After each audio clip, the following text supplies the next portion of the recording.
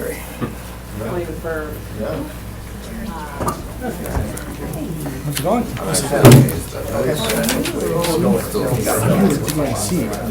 Just to get an extension. Okay.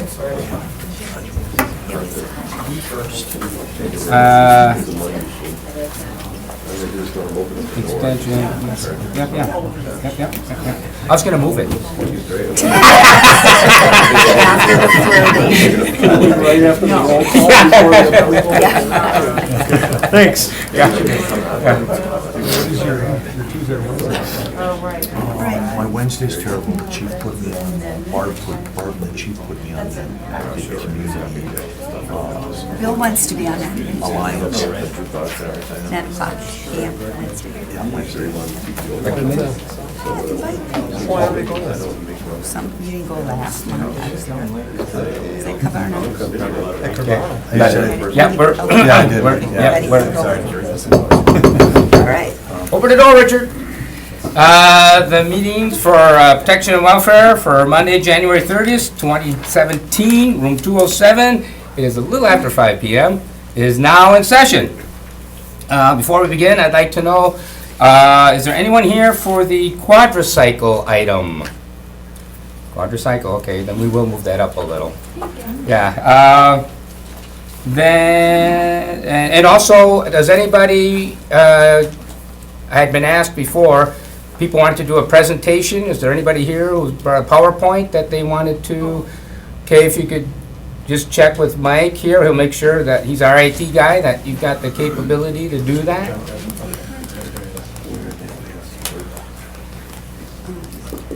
Okay, while they get that up, we can keep going. The roll call. Let's do a roll call. Alder Dorf. Here. Alder Galvin. Here. Alder Zimmer. Alder Zimmer is not present. I haven't heard from him, so hopefully he's on his way or not stuck in a snowbank. And Alder Scannell, the chair, is here.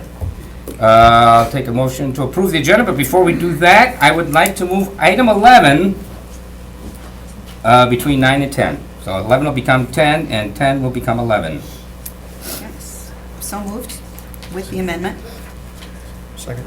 Second, so our agenda, our amended agenda is approved and seconded. All in favor? Aye. Opposed? Okay, our agenda is approved as amended. Approval of the minutes for January 9th, 2017 meeting. So moved. Second. Motioned by Alder Dwarf and seconded by Alder Galvin. All in favor? Aye. Aye. That passes. Item number 4. Consideration with possible action or request by Green Bay Sports Service, Inc. to amend their Class B combination license at 1265 Lombardi Avenue to include the Johnsville Tailgate Village with attached deck. Staff? The law department has no objection to it. Police department has no objections. Did you really want to talk, or if we passed it? Move to approve. Second. Motion by Alder Dorf to approve, seconded by Alder Galvin. All in favor? Aye. See you Tuesday. Now, everything we do is just a recommendation to the council, which will meet February 7th, 7 o'clock, right next door. So, we don't have the authority to make this happen. We just make this a recommendation to the council. They're the ones who vote. So, see you then. Item number 5. Consideration with possible action on an application for a Class A cider license by Quick Trip Inc. at 515 West Walnut Street. Currently has beer license.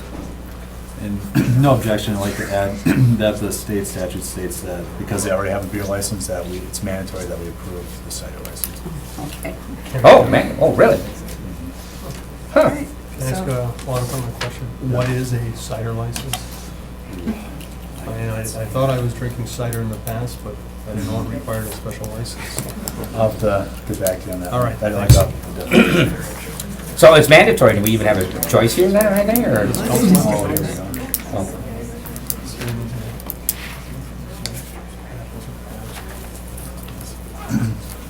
Pears, apples, oh my? Yeah, exactly. Mhm. So would council even be able to object to this? They should not. Okay. You know, it's up to the council, yeah. Well, I mean, If the state statute says that's mandatory that you, If council tried to deny it, they could still take us to court, yes, that's right. and they'd win. Yes. Okay. All right, thank you. So we'll have to make sure that that's what happens. Move to approve. Motion by Elders to approve, second by Alder Galvin, all in favor? Aye. Aye. Oh, just one quick question though before, I'm sorry. Do the other convenience stores in the area, like the Express, and they have the same licensing? They have the Class A to, they're all have the beer license, so I'm not sure if they, have it or not, but if they. apply for Class A or not, I do not know if they have. Okay. Item number 6, consideration with possible action on an application for an available Class B combination license by Copper State Brewery LLC at 313 Dousman Street. No objection. No objections. Motion to approve. Second. I know there was some concern, they're doing an outdoor beer garden, and they're gonna be fencing that in with shrubbery and stuff. There's no problem with any of that. Just wanna make it clear, I know that's what they wanna do, and we're good to go with that. Let's see here. Yeah, there was no objections. So, okay, good. Did you see that? No. All in favor? Aye. Motion approves unanimously. See you Tuesday. Item 7, consideration with possible action on application for a Class B combination license by Timothy J. Ruckel? Ripple, thank you, sorry. At 704 Bellevue Street, currently Gregor's Bad Habit Saloon. I'm gonna let Captain Laux start on this one. Oh, okay. This is in District D in the city. Captain Florence signed off on the stipulation agreement. Police department does have some reservations. Mr., is it pronounced Ruckel? Reckel. Mr. Reckel initialed and signed all stipulations except one which says the license or employee of the license established is prohibited from being under the influence of intoxicants or controlled substance or a combination of the intoxicants and controlled substance while performing service at the job duties on the licensed premises. In speaking with Officer Van Uren, who sat down with Mr. Ruckel, referenced this, he made mention that he would like to be able to enjoy a beverage with a patron. I know our stipulation says intoxication, and he assured Officer Van Uren that he wasn't planning on getting intoxicated, but he would like the option to be able to have a beer with a patron, or a drink with a patron. Captain Florence did sign off on the stipulation, but wanted the council to be aware of this fact. Does he agree to not be operating while under the influence of a controlled substance?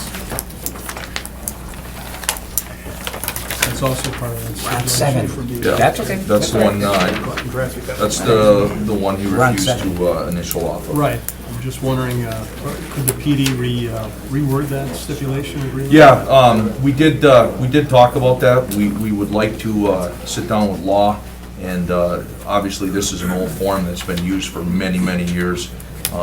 We'd like to update it to maybe something like to the fact that the party will not assume the level of intoxication where he can no longer function and do his job properly.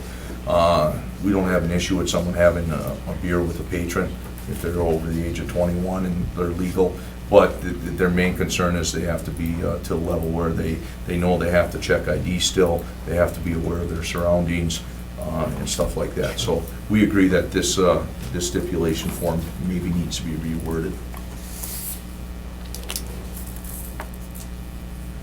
Anything else? That's all I have.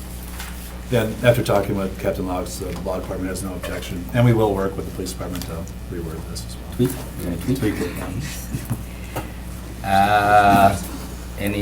Do you need to get caught up to speed on that, Alderson? Did you catch Well, what that was? I heard, so we're gonna look at the plan that they have. In other words, we can't require them to tell people they can't drink. Yeah, and part of none of the Yeah, stipulation I as the was- police department, we can't require them to do these things. We can only give the recommendation of whether they initialed or didn't initial. And on this stipulation, he didn't feel comfortable to initial.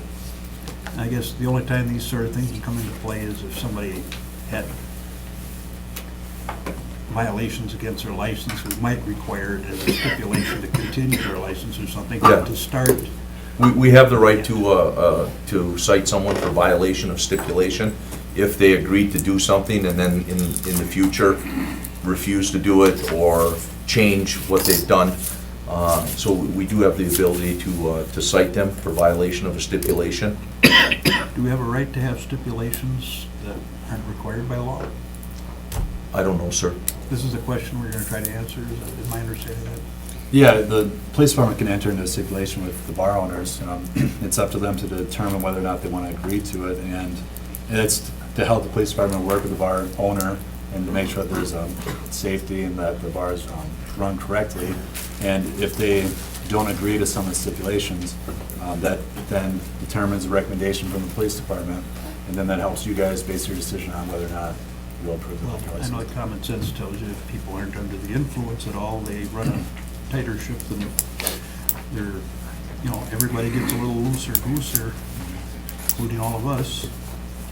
That's what the imbibing's all about. And I guess when you want people to run a tight ship, you don't want the help under the influence. So what So are the what are we wishes? doing with it then? Are we approving? I mean, Well, we Frank, don't have a right not to, do we? Francis has signed off on it, right? The police are fine with it, just want us to be aware of that.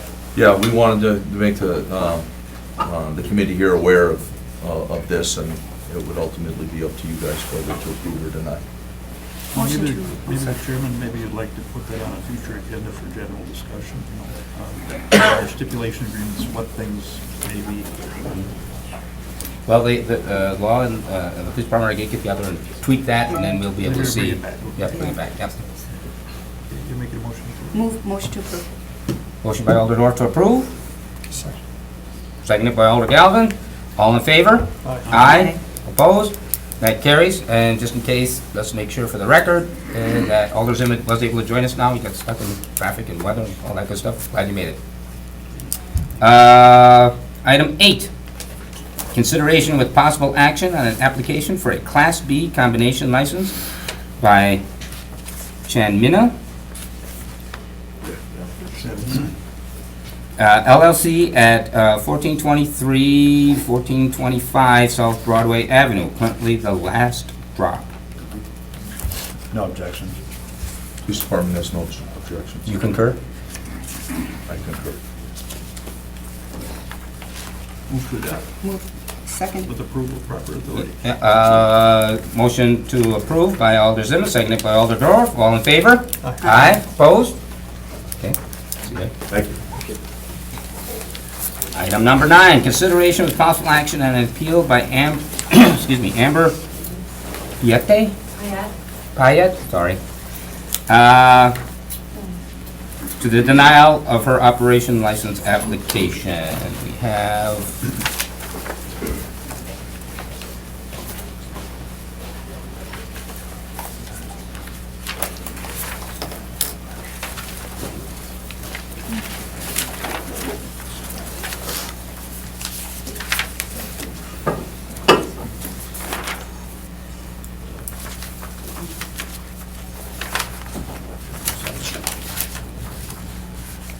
staff, The law department would recommend denial. based on the record. Yeah. Yep. Police department agrees based on the record tonight. Okay. Amber is here. Is there? Motion to open the floor. Second. Motion by Alder Dorf to open the floor, second by myself. All in favor? Just Aye. wonder if we Oh. could ask a question first. So, On these charges here, it says operating without a license, ignition interlock device. But was there, so this was stemming from 2012 then? 2014. Okay, so, but it wasn't alcohol in 2014? Was it, it was in 2012? Restricted controls. Yeah, it appears that it wasn't alcohol.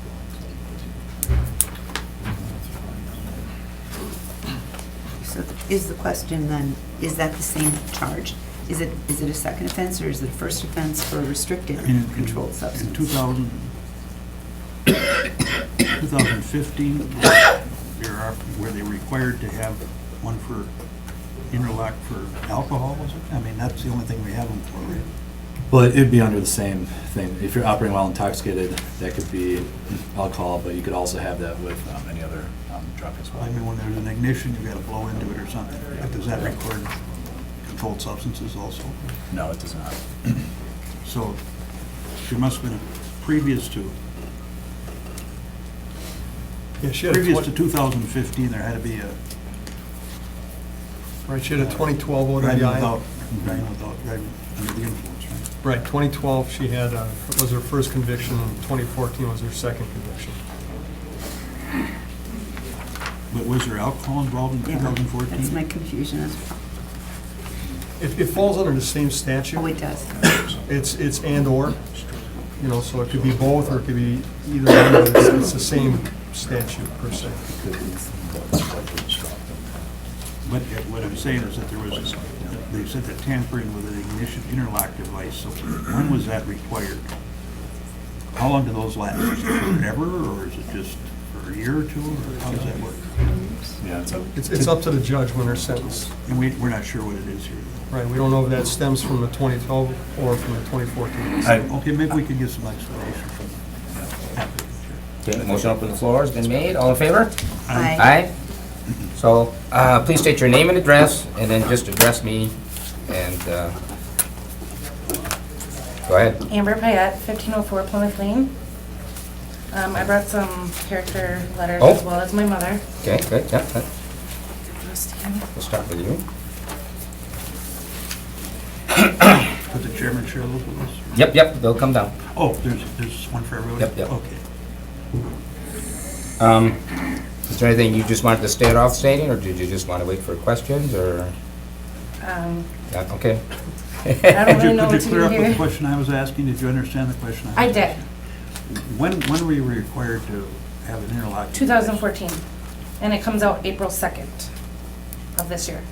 This year, and was it for alcohol? No, So they have these interlock devices that can detect other no, substances? just alcohol. Well, explain why, if it wasn't for alcohol, then Your guess is as good as mine. you were tampering with somebody else's? No, I guess I'm confused, so. I might be able to shed some light. A lot of the treatment courts, like the drug court or opiate court or heroin court, they require absolute sobriety.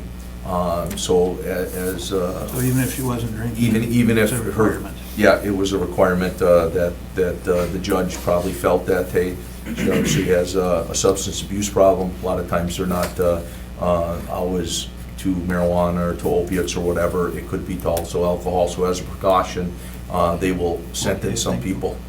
So I just want to clarify with you then, so stemming from the fact in 2012 you had operating while intoxicated, a first offense, that when you got in trouble with the controlled substance, the judge ordered, he wanted to make sure you had total sobriety, so he required it even though you didn't get picked up for drunken driving the second time. correct.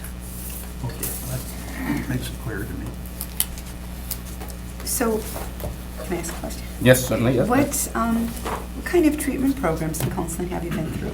I went through AODA, An assessment or just your both, treatment? the class and the assessment in 2014. Okay. And how has that changed you? My second OWI actually was because I had marijuana in my system. AODA is mainly for alcohol. I completed the course and that was that. Okay. And added another child. Yeah, as of right now, I don't drink, I don't smoke, I don't do anything. I have 2 small children, I have 2 jobs, I work hard. And why do you want this license? I actually have been a bartender in the past. The job that I have now is asking if I can obtain one. Is one of the letters from the job? No, it's not. Where do you work now? I work at Lambeau Field, I also work at Tundra Lodge. And which one wants you to get? Both of them would actually like it.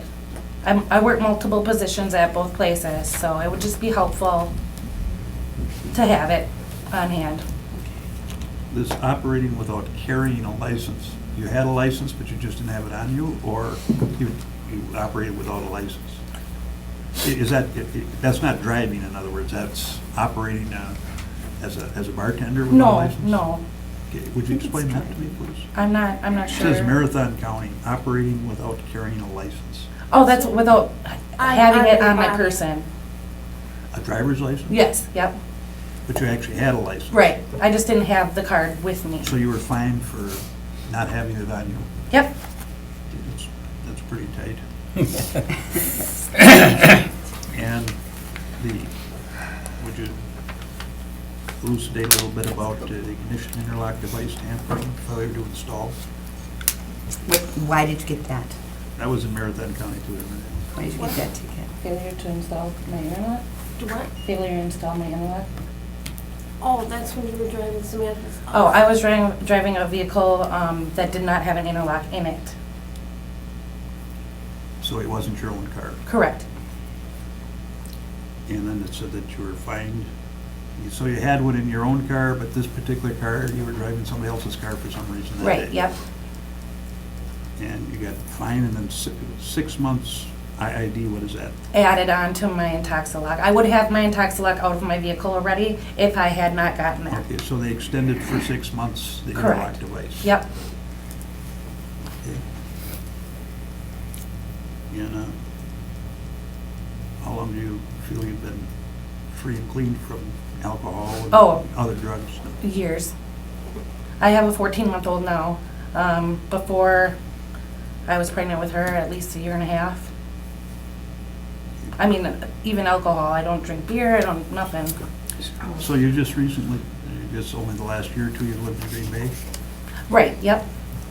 I moved here April? Last April?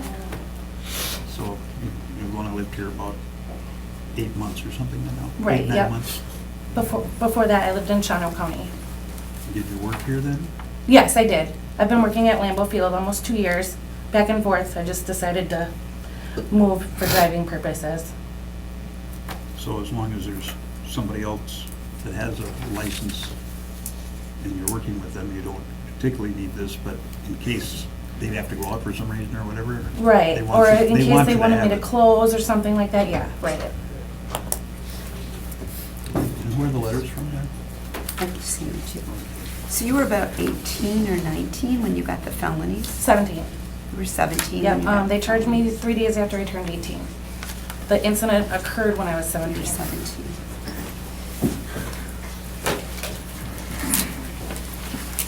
Who is Alicia Mars? Alicia Mraz. Mraz. She's been my best friend since like 6th grade. Okay, She's known me for years. a friend, good. Yep. Okay. So these letters are for friends of yours. Yep, my children's godmothers. Longtime friends. Are your employers aware of your past record? They are, yep. Do you think that they would give us a letter acknowledging that and saying that they want to retain you as an employee? Well, it was on my application when I got hired, so they're So aware of it it. helps us if we can get a letter from your employers.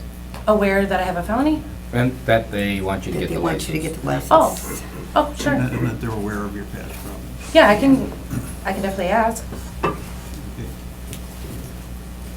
Yeah, I don't have any further questions. No.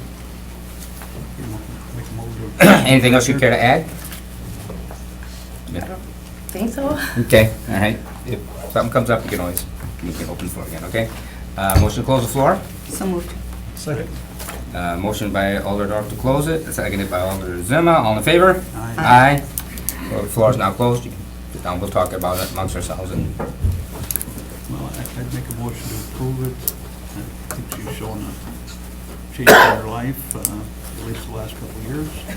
Last 2, 3 years, she's has children, and she's leading a more responsible life.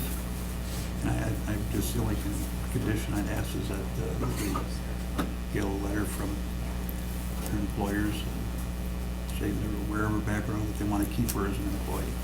And that, so I'd make that a condition, if she'd have that to the clerk's office by our next meeting, which is the 7th of February. Next Move to approve. Tuesday. I would second it with those stipulations. Okay, motion by Alder Zimmer, second by Alder Dorf. Any further discussion? Okay, well, I concur. That's all I got to say. So, all in favor? Aye. Opposed? Okay. So now, excuse me, February 7th, next Tuesday, at 7 o'clock in room right next door. The council will convene, and this will come before the council, and if they pass it, then you'll have your license. But the stipulation was if you could check with your employers and have them write a letter and get it to the city clerk's office before February 7th.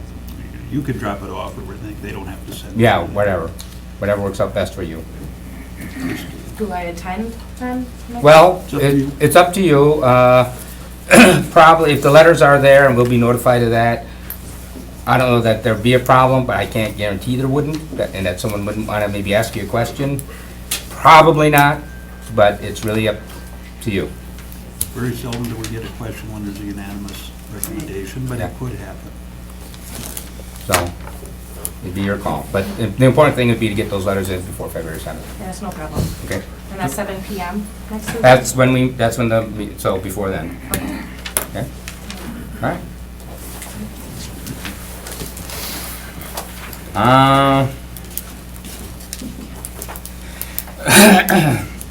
Item number 10, we changed 11 and 10 around, so we're doing the quadricycle next. Consideration of possible action on the amendment to GBMC 6.215 relating to commercial quadricycles. That's simple, does it really have a name or anything? Do I need to? Section. Section, that's a section. Section. Not sure in what order I need to do this, but I need to make a motion to replace one of the sentences here. Yeah, do you mind if I just, I can Yes, probably explain go that? Yeah, ahead. let's go. Yeah. That, yeah. I'll just run through this really quickly. So I believe the council approved this ordinance sometime last year Mhm. to allow for commercial quadricycles to be in the city limits. Those are also known as pedal pubs. So the first change that was made is a very minor one. If you look at section 2, licenses required, B, it previously said that a license for the operator of the pedal pub would expire May 31st. This is going to be changed to December 31st. That is because we took May 31st because that's how taxi cabs, how they, when their license expires. But it wouldn't make sense for the pedal pubs because the operator, if it expired on May 31st, they would have to apply twice in the same season while they're operating. So we It's a just did- seasonal operation. Yeah, so it's just, Sure, I think that's good. okay. And then if we go down to section 3B, this is the main change. For route approval, the police department is going to look at the application for the commercial quadricycle, and then they're going to approve or deny the application. If they approve it, they're going to forward the application to the Protection and Welfare Committee to approve, deny, or amend the proposed route. So you guys will be looking at the routes and determining whether or not you'll approve the proposed route. You may want to have traffic or police department have an explanation on that as well. Then if we go to, Ask a question. Just let me Yeah. stop there a second. Can they recommend, or can the licensed applicant submit many different routes? yes, they can. Okay. Is there any reason why we wouldn't have it go through police and traffic before it would come to us? I think just to streamline it a little bit, to have it come to Protection and Welfare and then maybe reach out to someone from traffic and have them attend the meeting. And Protection and Welfare could always have a contingent upon traffic committee approval. Well, we're not experts at that stuff. Maybe Mr. Gelf is a little better than we are. I'm on traffic. Okay. Well, at least we got 2 out of 4 that know something. The rest of us are just. Go with the flow. And so the I'd committee say can. It would be good to have recommendations of approving a route or something from them, or if they have concerns about it, relay those to us so that we understand more what's at stake. Yeah, I think the staff, the police department and/or the law department can make sure that the traffic committee gets or staff gets Like Dave Hansen, traffic engineer. you could send it to Dave for him to look it over. That might- Yeah, I think it would be good to have that come to us with the application, I think. Yep, okay. I don't think What the we- others think. Yeah, and I don't think we need to amend the ordinance to do that. I think we do that internally and make sure it goes to Dave before it comes to this committee. I normally don't look for staff to do policy, but Mhm. here we're depending on some expertise. Yeah. And then the next changes were just the letters being changed to make sure it coincided with the letters. And then on section 5, one of the big changes was that we had originally an ordinance that the special events committee would be reviewing the proposed temporary routes. And so what's going to occur is the committee will approve a new route or a permanent route that the commercial quadricycle business will want to have, but from time to time, they might want to have a temporary route for certain months or maybe just one weekend. So in order to do that, they will need to call the chief of police or the designee at the police department, and they will approve the temporary route or not. And then they need to do that and apply no later than 3 business days prior to the applicant's proposed temporary route. So instead of that going through the special events committee, it's now going to go through the police department to approve temporary routes. What was the thinking on that? Because I thought that there were a police liaison on that committee as well as some traffic people and everything. That's why we kind of kicked it that way. Yeah, and what they told me was it would be a little bit more easier for the police department to just determine it instead of, because they might be able to react faster and make a determination. If someone wanted to change it 2 weeks from now, there might not be a special events committee meeting, so they'd have to be delayed. So Okay, it's just a all right. little bit easier to go through the police department. All right. And then, so in that paragraph, we need to make a change to the second to last sentence, which I'll get to in 1 second.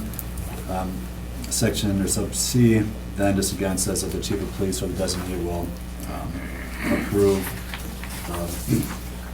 the other locations or the temporary routes. And then one small change was to sub N, was that we just want to make it clear that the commercial quadricycles will be in compliance with local and state traffic and parking laws. It's been told that they might want to stop and go from bar to bar. They just have, if they park the pedal pub, they have to be in compliance with parking laws. So then one revision that needs to be made is that back to section 5A for the second to last sentence, there needs to be a change because it was worded incorrectly. Actually made a change and didn't catch it. Was that the licensee, it should be changed to no licensee shall operate a commercial quadricycle on a street closed off to public traffic, regardless of whether the street is included in an approved route. And the reason for that was if there is an approved route that goes through Broadway Street, and then there's a farmer's market going and we close down the road, they're not gonna be able to go through that street, or if there's construction, things like that. So those are the revisions. When that happens, then can they just pick an alternate route, or does that then need to be approved? I think they would need to get an approved Approved, temporary so route. they better know what's going on. Yeah. Okay. Alderson. Yep. I'm, I think, in agreement with most of the suggestions here. I just have one question. Wouldn't temporary routes, would they be, you know, I would imagine that would be if there's some kind of special event or something like that. Why would it only be a 3-day? I mean, normally, if you know something's coming up a month from now or 2 months from now or whatever it is, you'd have plenty of time to get it approved through the committee, just like we give special events to taverns, have outdoor facilities and that sort of thing. Mhm. Why is this, people wouldn't know more than 3 days in advance, or, I guess I'm just a little puzzled about it. Yeah, I think that special events could also include like a wedding party, which might come up more quickly. You know, they decide they want to do they may not plan, the party may not have planned advance, far enough in advance, or Well, graduation parties, should we- something, should we- a private party for any number of reasons, a birthday, and they may, And that the rank and file might not be aware there's no requirement. Or there could be a street closure that due to like a water main break or something like that, that could come up at the last minute. And, you know, it could follow up the route they had planned previously, and it may be something where short notice. And in summer, we only meet once a month, so that could create some hardship there too. Well, maybe it'll go back to the old way in the Maybe. future. I've never understood why we always did that just for the 4th of July. We never did it for 4 months. But, I mean, the world keeps going on. It certainly does. But I think they're just trying to anticipate any last-second problems that could pop up. At least there's a avenue for the operators to go through, prevent problems or having to turn away business. Well, if a water main breaks, it becomes a paddle cycle. That's a paddle cycle. You get a paddle. Almost tripped on that. So should we put in the event, there's a last-minute request? Well, I It think, goes to the police department or something? I mean, it's up to the committee what you'd like to do. I think the point of this also was that the police department will be the ones enforcing this. So if they believe that temporary route does not suit their needs, then they would just not approve the temporary route as well. This should be just a rare thing, correct? It should be, I mean, I can't Yeah. tell you if If it it will be. starts happening that it's going on 20 times a year, well, then maybe we need to address it later. Yeah, and there is an ordinance that the council can amend these regulations at any time. Obviously going through the proper channels, the council approving it. Talking to the proprietor, he thought that they would be pretty rare. He didn't think it was. So, thank you.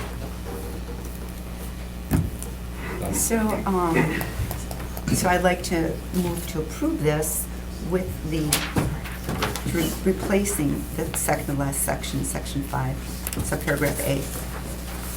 And so it reads now, an approved route cannot operate on any street that is closed off to public traffic. I move to strike that and to replace it with, no licensee shall operate a commercial quadricycle on a street closed off to public traffic, regardless of whether the street is included in an approved route, just as was explained minutes ago by legal. And Sounds good enough for a second to me. good, so while you're making that motion, okay, motion by Alder Dorf to amend, seconded by Alder Zima. All in favor of the amendment? Aye. Aye. And mouse to approve is amended. Do we need that? Yep, Yeah, yep. second. So now we have a motion to approve the ordinance as amended, seconded by Alder Dorf. Should I just pass this out? Just be helpful? Yep. Okay, thank you. All in favor? Aye. Opposed? We now have a quadricycle that gets through council. We are on to our last item of the night. I wonder what that is.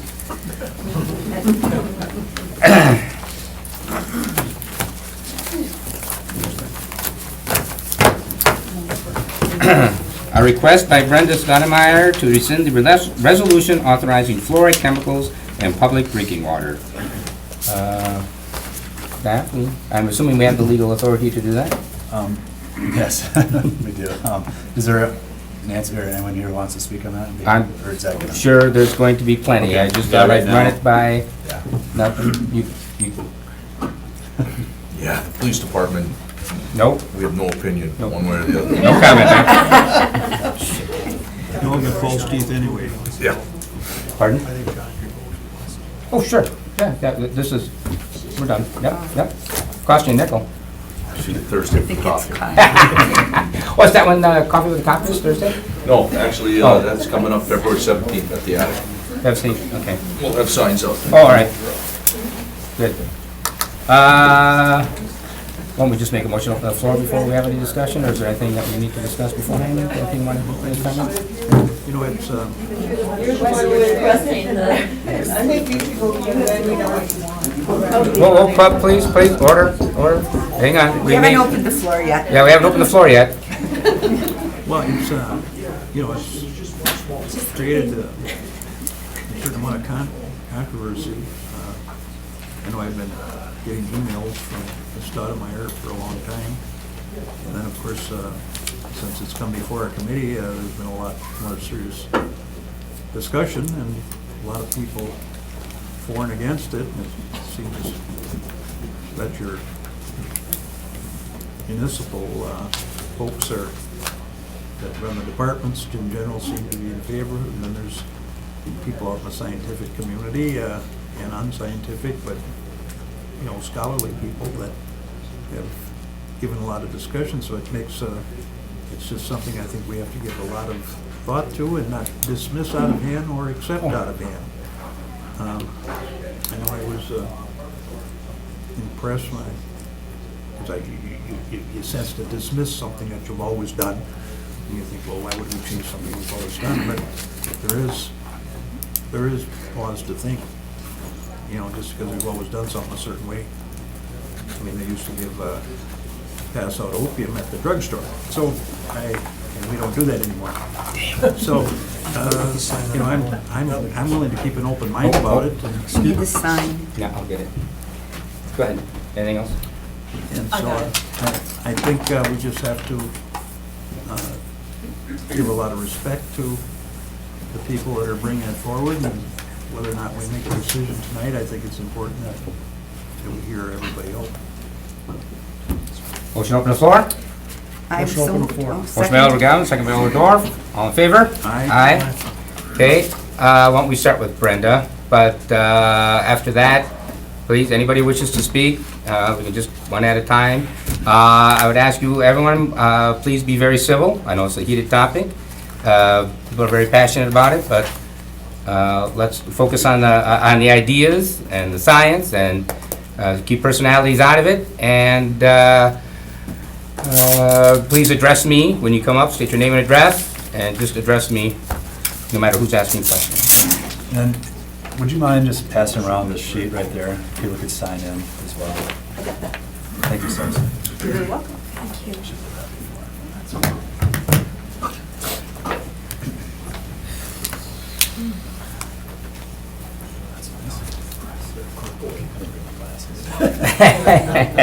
Yes. Normally, you're given around 3 minutes to speak. Given this topic and everything, I will be rather lenient on that, but people being concise as you can be will be appreciated.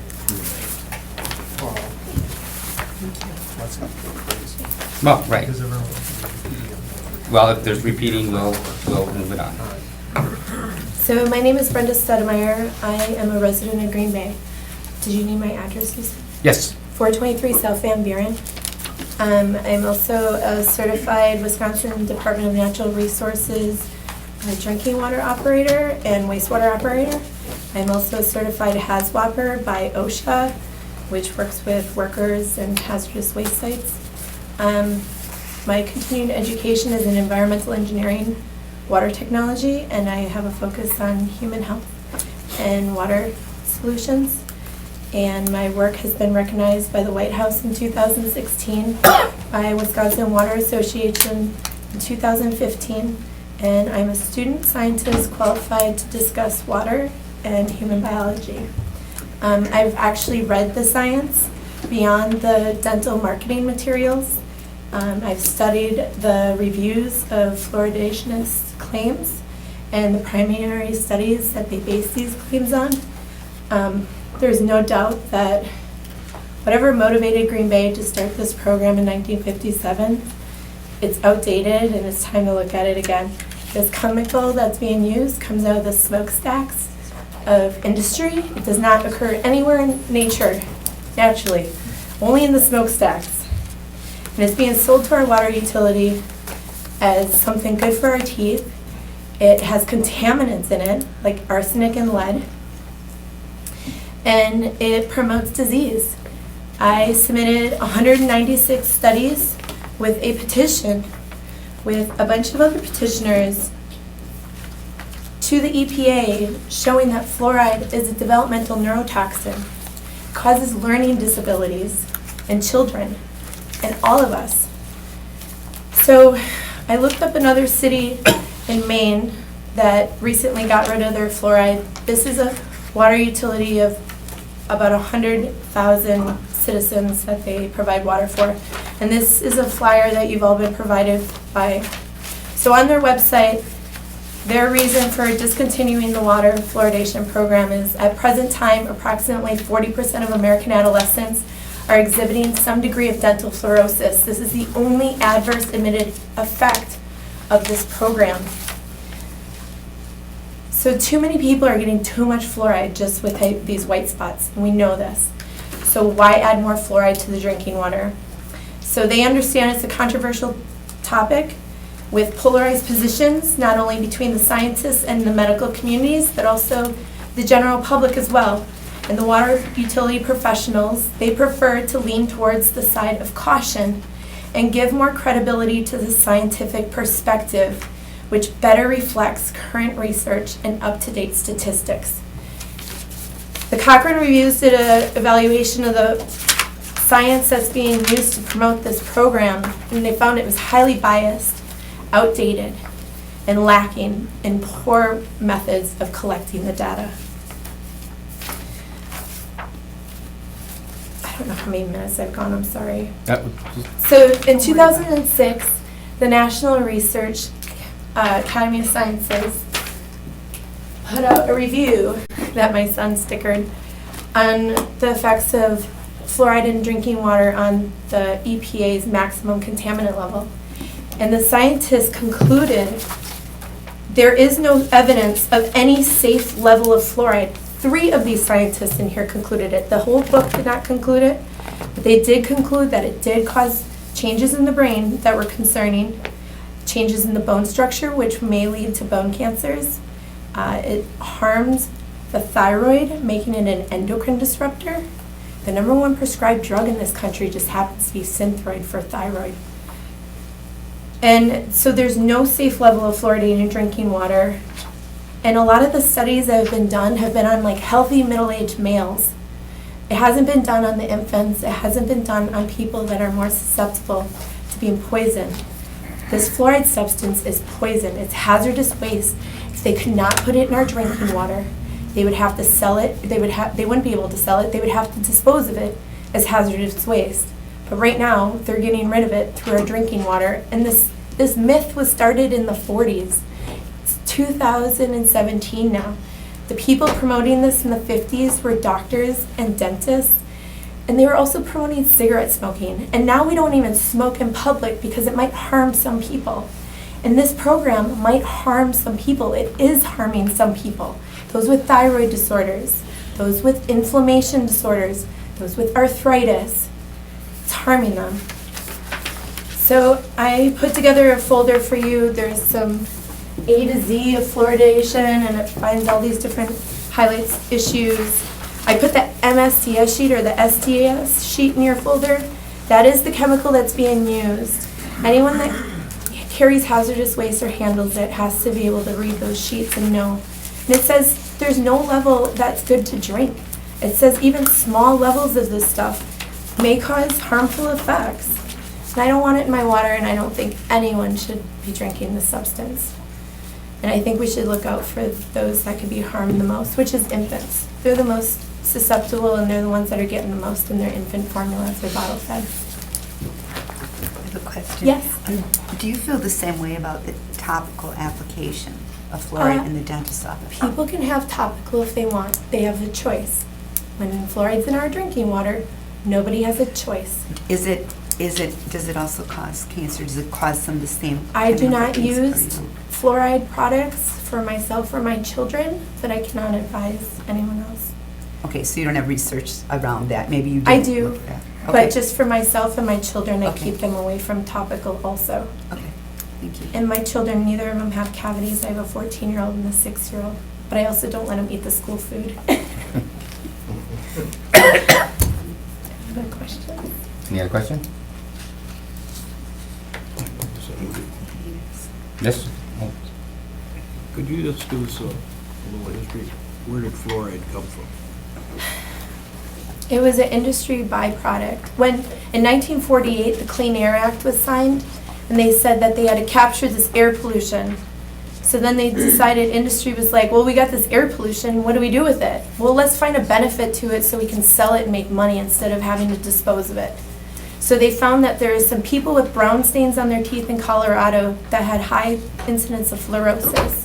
And they said, oh, it was because they had fluorosis. They also didn't have tooth decay rates, probably because there is high mineral content, the calcium and all those other minerals that are good for your teeth in that water. But also those people may have been brushing their teeth with that tooth powder that they would sell for 100 years before that to get rid of the brown stain. So they may have been brushing their teeth before anyone else brushed their teeth. So industry grasped onto this fantasy story and started selling it to the public. And they hired Edward Bernays, the father of public relations and spin, to sell it all to everyone during a time when women were lighting up cigarettes to promote like independence and all of that. Calm down. But the fluoride itself is a byproduct of, It comes from the smokestack of industry. It's not found in nature. Calcium fluoride is found in nature. That is not hydrofluorosilicic what's acid. going into the smokestacks of, so it's coming out of coal or something? or When they what? process fertilizer, the phosphorus rocks, they have fluoride attached to them. They have radionucleotides attached to them. They have all kinds of stuff, and when they process it, it vaporizes it and it goes into the air. So they have to get that out of the air because it's air pollution. Then they put it in our drinking water because dilution is the What, they didn't want to solution. bury it in barrels or something, or what? I don't know how they would have to dispose of it. So it's like a true conspiracy story. Yeah. Okay, well, I'm just curious. I mean, it's just the way everything goes these days. With industry finds a use for, sells it to the public. And a lot of times, pharmaceutical drugs are approved every day, and a lot of them kill people. Sometimes they have to kill tens of thousands of people before they actually get pulled from the market.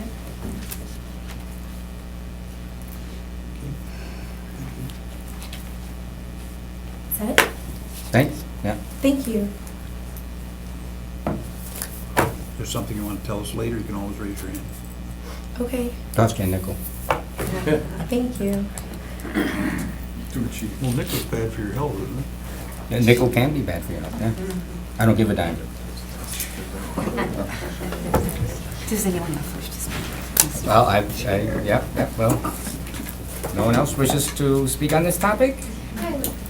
Oh, yeah, please. Who has the sheet? I didn't sign in.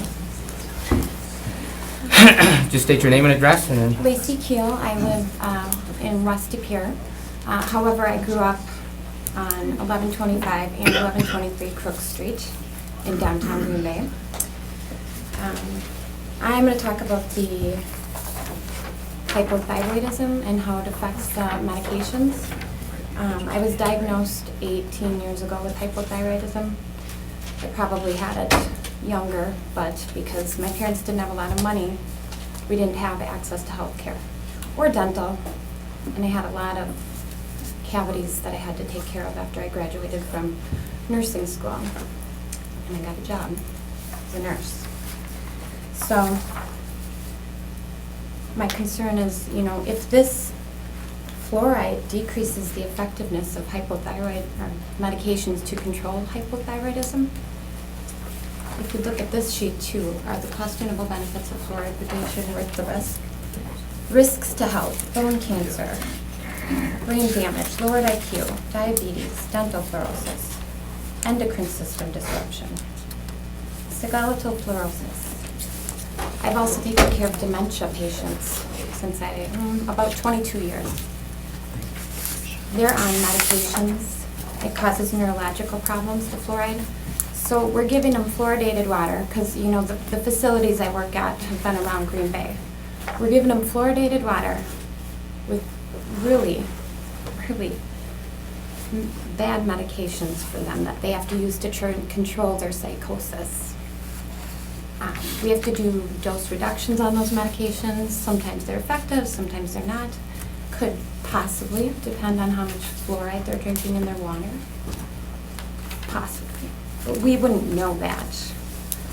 So it shouldn't be in the water. We're giving this to children. And I grew up in Green Bay. I had terrible cavities that my dentist now says you are a different dental patient 10 years ago. Now that I finally have the access to go to the dentist and pay for it. I don't think that the fluoride is helping.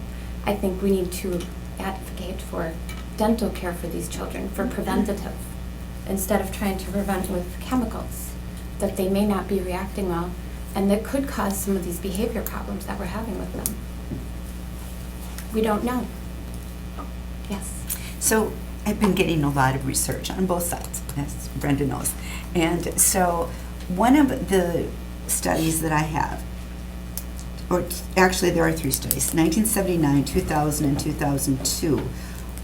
And reviews say that there is no link between the optimal fluoride levels and a change in the size or function of the thyroid gland. But the latest studies, 2002, are your studies. My question for you is, are your studies more recent than the 2002 studies on the thyroid gland? If you look at your blue folder, can I interrupt? I'm sorry. Yes.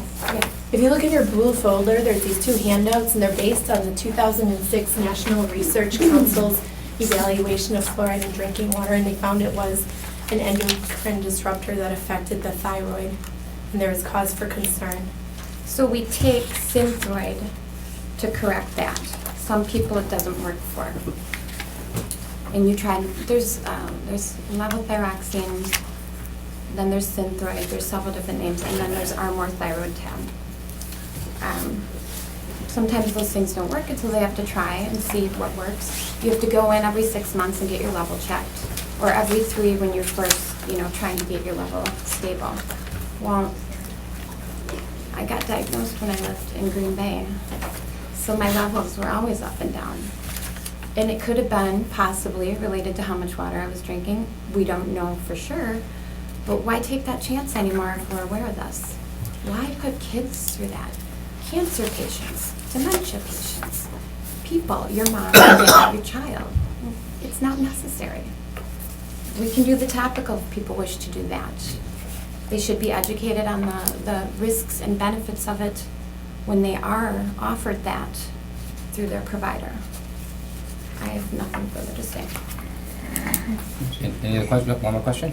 Another question, please? I think this could be for either one of you there, but, there's a lot of people that are buying machines to take elements out of their water, probably purify their water. Do those machines take the fluoride out? Some of them, it's a very difficult molecule because it's so small and it bonds to everything. So like reverse osmosis, I've read that it takes up 70%. You have to really look at the small details on the machine. They usually have some sort of data on that. But a Brita filter will not take it out. That's what I was. What kind of filter? Like a Brita. Oh. Most common one. No.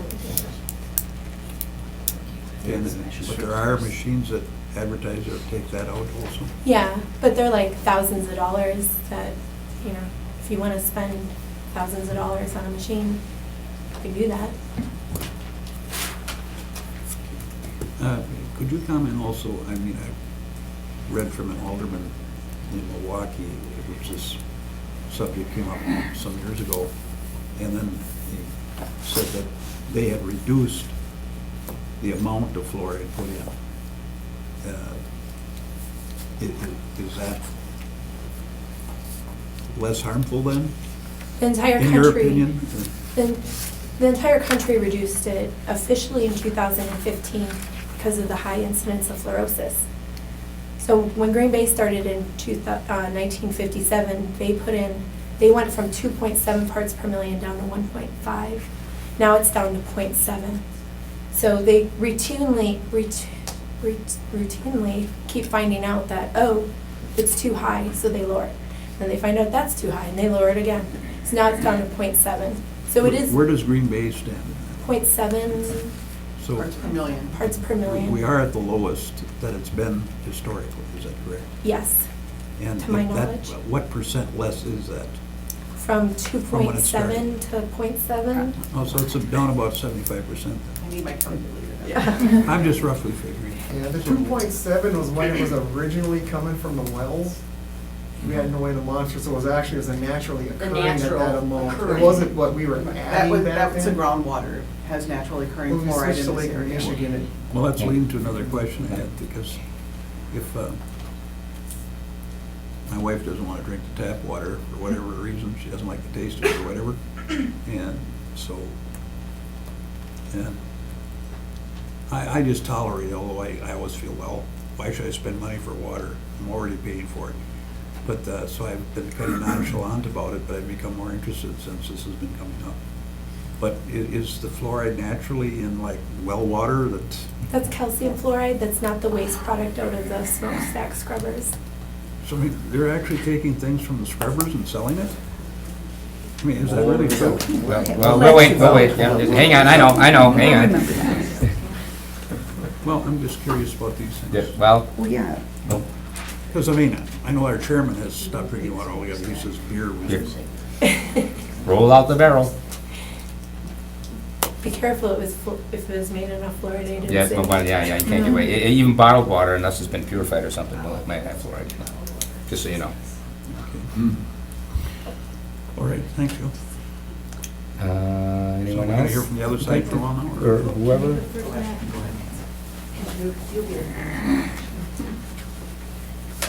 Name and address, please. Alderman Scannell, my name is Nancy Miller. I'm a registered dental hygienist here in Green Bay, and I respect what your concerns are, quite frankly. Adding something to the water. Just your address too, please. Oh, I'm sorry. That's okay. It's 4689 Esther Lane. Okay, thank you. Go Okay. ahead. Adding anything to the water is kind of a scary thought. However, we have to think of it in terms of the fact that if we didn't add chlorine to the water, we would have a lot of disease. If we didn't add iodine to salt, we almost totally obliterated goiter. But I do respect where these folks are coming from. This is a very interesting book, if anybody's interested. It's called The Fluoride Wars. And the reason it's interesting is because it's not written from either perspective. It's a very objective book, full of research, and it's written by two environmental engineers. And the whole history of fluoride, first of all, it occurs in our water naturally. Some people's fluoride is too high in their well water, so they have to think about that. When we think about fluoridating a city water system, they do it with the idea of getting it to the perfect level, so that not only, in the past, it was considered when you ingested it, it would make the enamel harder, which it did, and it still does. Fluorosis is something I'm not seeing as much. I have 45 years of experience, and where I went to school was just north of Grand Rapids, way back when. And a lot of my fellow students had fluoridated water, because that's where the first one started back in 1945. A lot of my fellow students had no cavities at all. It was something that we hadn't really seen. And through the course of my career, I have actually seen, first of all, that the fluorosis has diminished greatly in the past 15 years, and I think some of my colleagues can testify to that.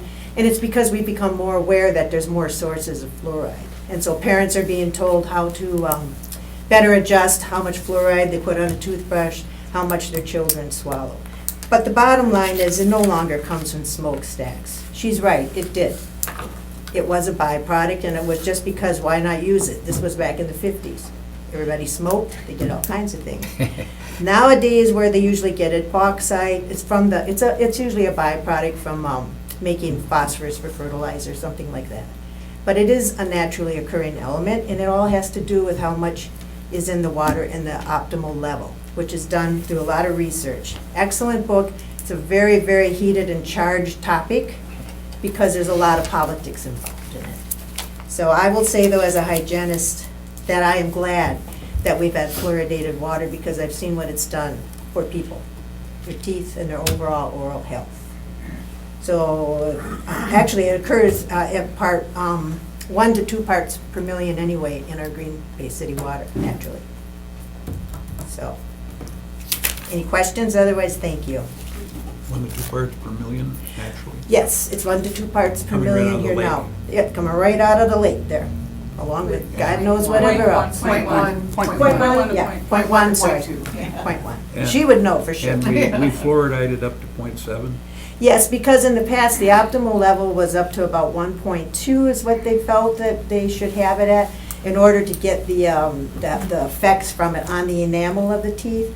And then because we have so many sources of fluoride now with fluoridated toothpaste, rinses, and then we have what's called the halo effect because there is fluoride in the water when you're preparing food, making coffee, anything else. So what they've done then is they've actually adjusted that down. So that further prevents some of that incidence.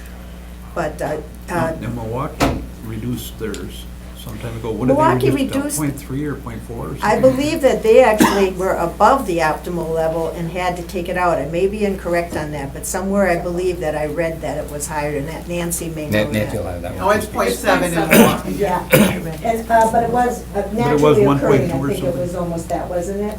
Yeah. So, but I do know it's a very, very emotionally charged topic. I just come from up from the area of health and the fact that what I've seen it do for people's teeth and dentistry in itself has been amazing. But you're from a dental point of view, not a medical point of view. I'm from a dental point of view, but we are part of medicine too, because this is part of this, okay? So it all affects it, it all affects it.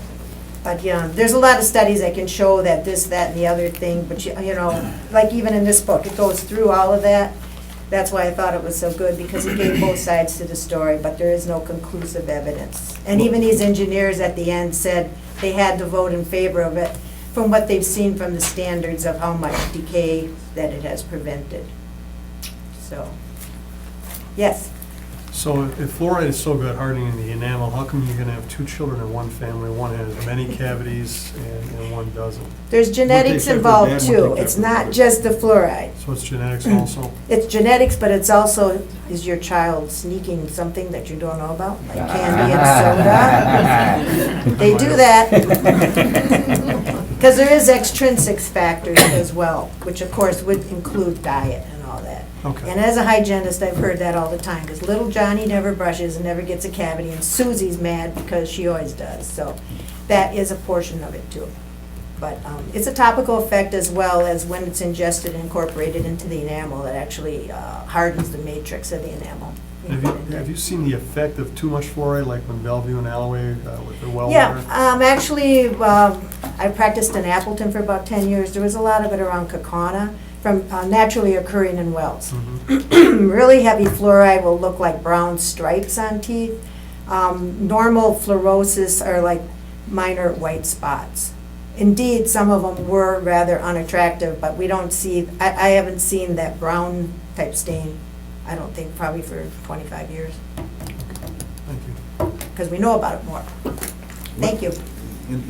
Since you're condensing what you consider as a best book on Mhm. arguing the pros and cons of it, on the con side of it, what was pointed out by these experts? A lot of what they're talking about, the health issues, anytime that you're going to add something to a generalized water system, of course, there's going to be concerns from that. Fluoride is a naturally occurring element, and so I guess most of what the other side was talking about is a lot of the studies, a lot of the research gets paid for by different concerns, whether you're on the pro side or the con side. So you got to take all of that into account also. It's a very emotionally charged thing, it really, quite frankly, is. So, but I always look at it as why would people who are in the healthcare system want to put something in there that's harmful from the standpoint of that we're trying to help people, I mean, really, we'd like to put something in there to give them more cavities because we probably have more business. But that isn't what we're doing. So I hope that helps a little bit too. And I do respect these people because I know they're coming from a sincere, very sincere place. What do you think would happen if it was reduced to, say, 0.4, 0.3? Well, 0.4 is, I believe, what the minimal, if it's considered to be, it's a level that's in water of any sort of contaminant. So what would happen? I don't know. Perhaps that will be adjusted in the future if we start to see endemic studies that show that decay rates are dropping even more. So there's a lot of sources of fluoride out there now that weren't there in 1945. And now the source, we don't get it from smokestacks anymore when they put it into the city systems. It's usually a byproduct of phosphate, bauxite, I think it's bauxite, fertilizer. Mhm. Thank you.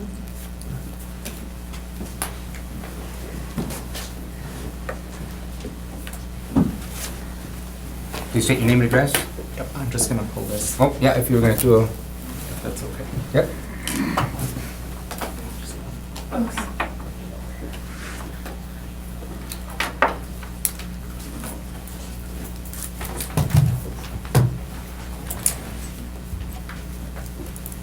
My name is Matt Crispin, and I'm a resident of the city of Milwaukee, representing an organization that does quite a bit of work statewide, including here in the community of Green Bay. I'm just going to get this pulled up here.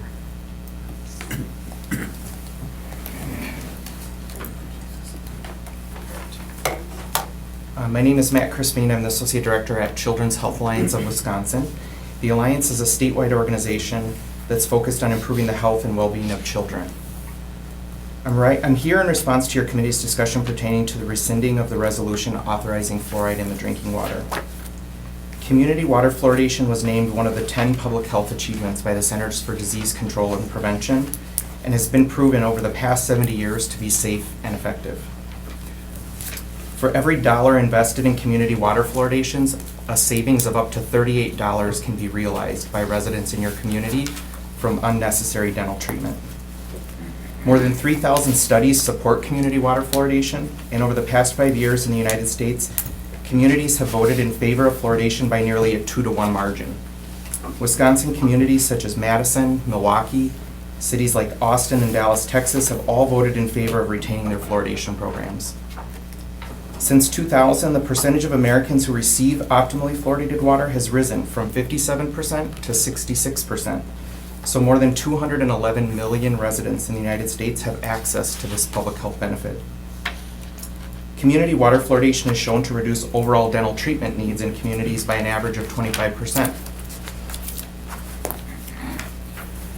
Dental disease is the most common chronic disease of childhood, and it's one of the top reasons for children's missing school.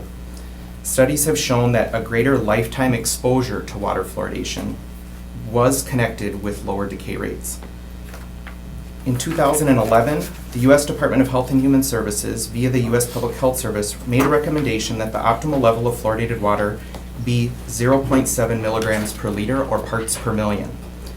This level provides the best balance of protection from dental cavities while limiting the risk of dental fluorosis, which is a change in the appearance of the tooth. You guys have had some questions about this, so I have this slide in here that shows you that if you look at the very small sliver that you can barely see that says less than 1%, and the one that says 2%, those are the percentage of residents in the US that have what are considered moderate and severe fluorosis. And I'm going to show you what a picture of that looks like. What's important to note is that only 4.5% or so have what is considered mild fluorosis, and I'll also show you what that looks like. So when you hear the term 40% of the US has fluorosis, technically it is correct. However, that data has been contorted to make you think that it's actually worse than it is. The tooth in the top right-hand side is what mild fluorosis looks like. So about 5% of the US community has that. The rest of the people who have fluorosis, it looks less than that. It's cosmetic in nature. What you will often see are pictures of moderate and severe fluorosis. That's the 3%, the very, very small amount of people that get fluorosis. This is very not common to see in the dental practice. I'm a registered dental hygienist myself. It's not common to see this. And when you see it, it's not caused by consuming fluoridated water at the optimum level. It's from overconsumption, swallowing of toothpaste, fluoride tablets, or people that live in communities where fluoridated water is 4, 10, 15 times higher than what you're fluoridating the water here in Green Bay at. So it doesn't come from the severe and the moderate, doesn't come from areas that don't have fluoridation? It comes from Say about places one-third of the country where the doesn't have fluoridated levels are extremely high. So if you look in the Fox Valley area, there are some areas where there's naturally occurring fluoride that's higher than what's recommended. So that in some cases, they actually take fluoride out of the water. In southwestern Wisconsin, they have some areas with very, very high levels of natural fluoride where they take it out so that you don't end up with this.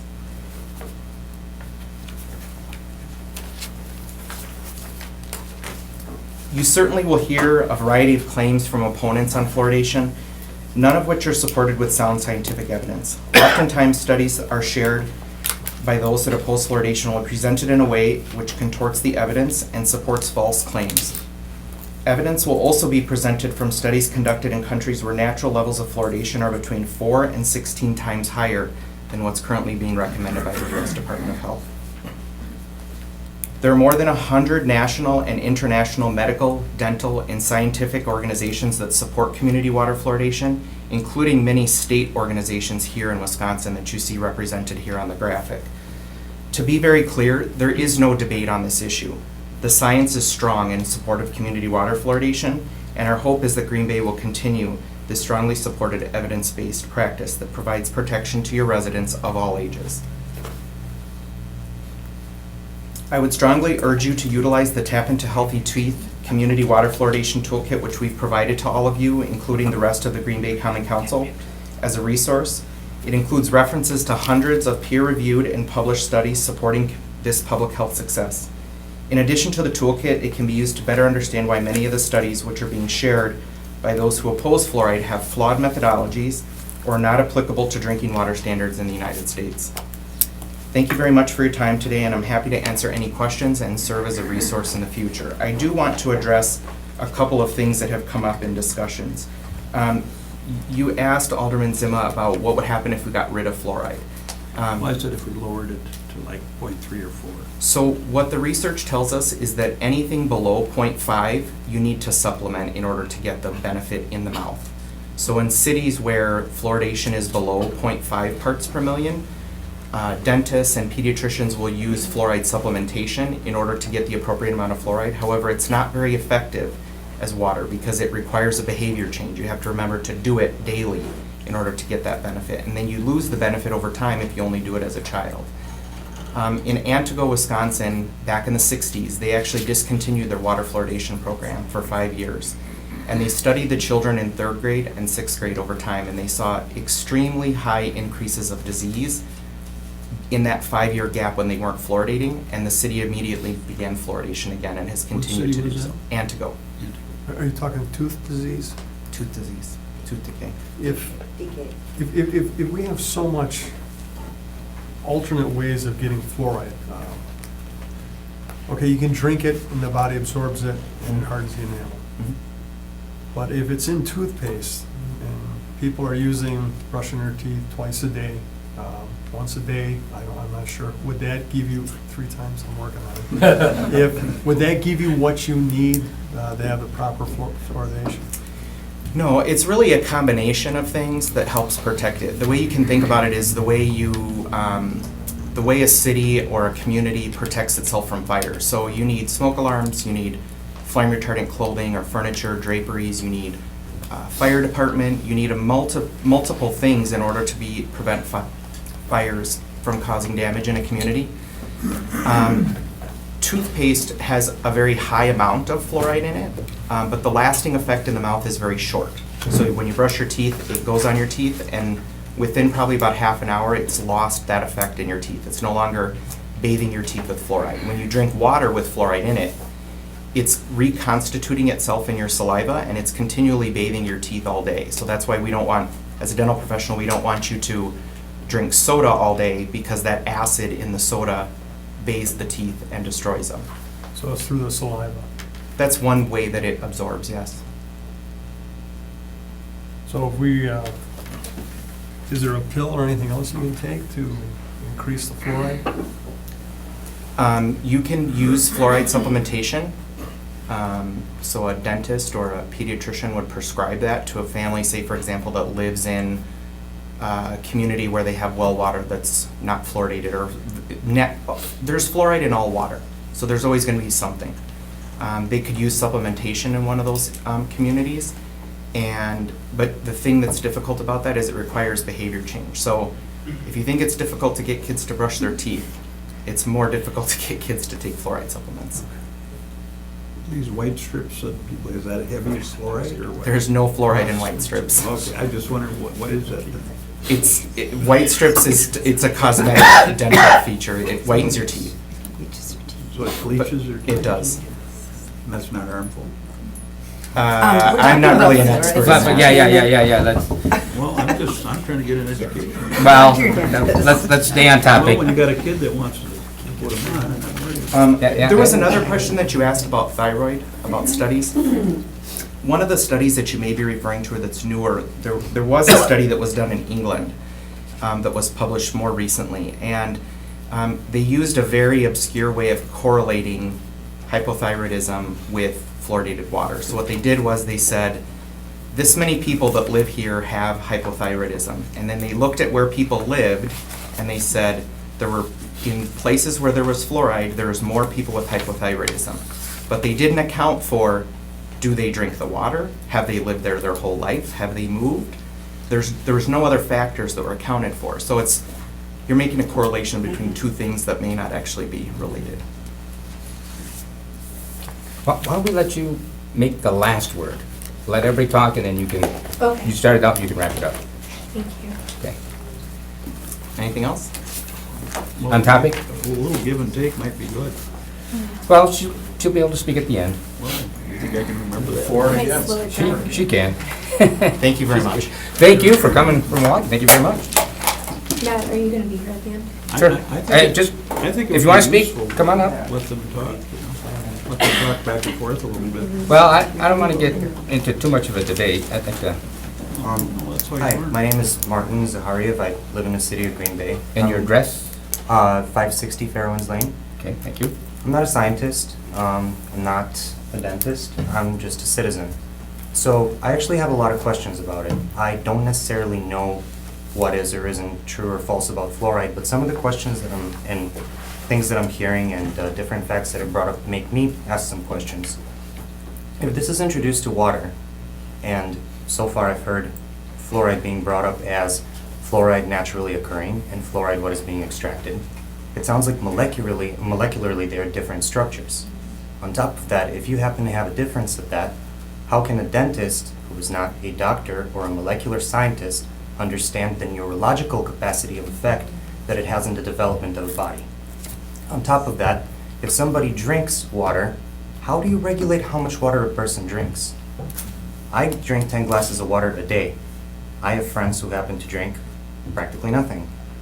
The amount of intake cannot be controlled per individual, even if you can control it to the amount of application of that water. I find that a little troubling, just because of the fact that there does seem to be enough causation for people to feel worried about what is being administered to them.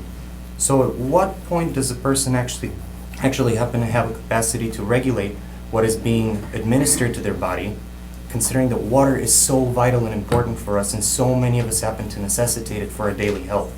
If you're applying that much of something inside of a water supply, how exactly can you regulate that you are not over-medicating a person with fluoride? If you happen to have that in the water supply, I just happen to feel just some trepidation about the idea of having a city being able to administer that water supply with something that happens to molecularly have a different structure from the naturally occurring fluoride. Even if we can reduce that amount of natural fluoride from wells and other water supplies, I don't see exactly how that's even within the same topic of the fluoride that is being administered to our water, since it is a different substance. So I just find that to be something that I guess it's not so much a statement but a question, something for you guys to think about, and a perspective that's really hitting me with a bit of a big question mark, but not really much of an answer. And if we have more questions than we have answers about the difference in that structure, it just seems dangerous. I don't feel safe with it. On the other hand, I happen to really feel that fluoride, topically, should be administered as something that we happen to have to our teeth to be able to actually have that strength to it. But when you're drinking it in excess, if it is a different substance, I just don't understand how that can possibly affect you. On top of that, even a couple of minutes of sitting online being able to read about it from a chemistry perspective, there is nothing that says that administering it to your water supply, being ingested into you, that I was able to find, that actually says is going to help your teeth. It actually brittles your teeth from what I saw.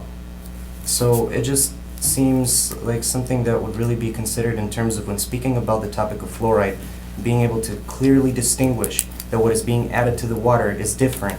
Fluoride, F, is different from the hydrofluoroacidic acid that is being administered to a water supply. Very, very different substances. It has fluoride in it. It's not the same fluoride.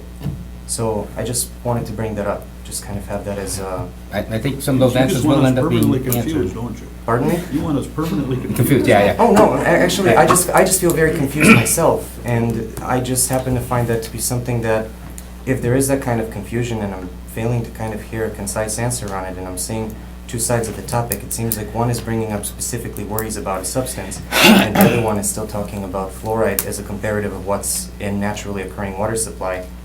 It's two different things. We don't know if we're supposed to listen to Big Brother or Little Brother, huh?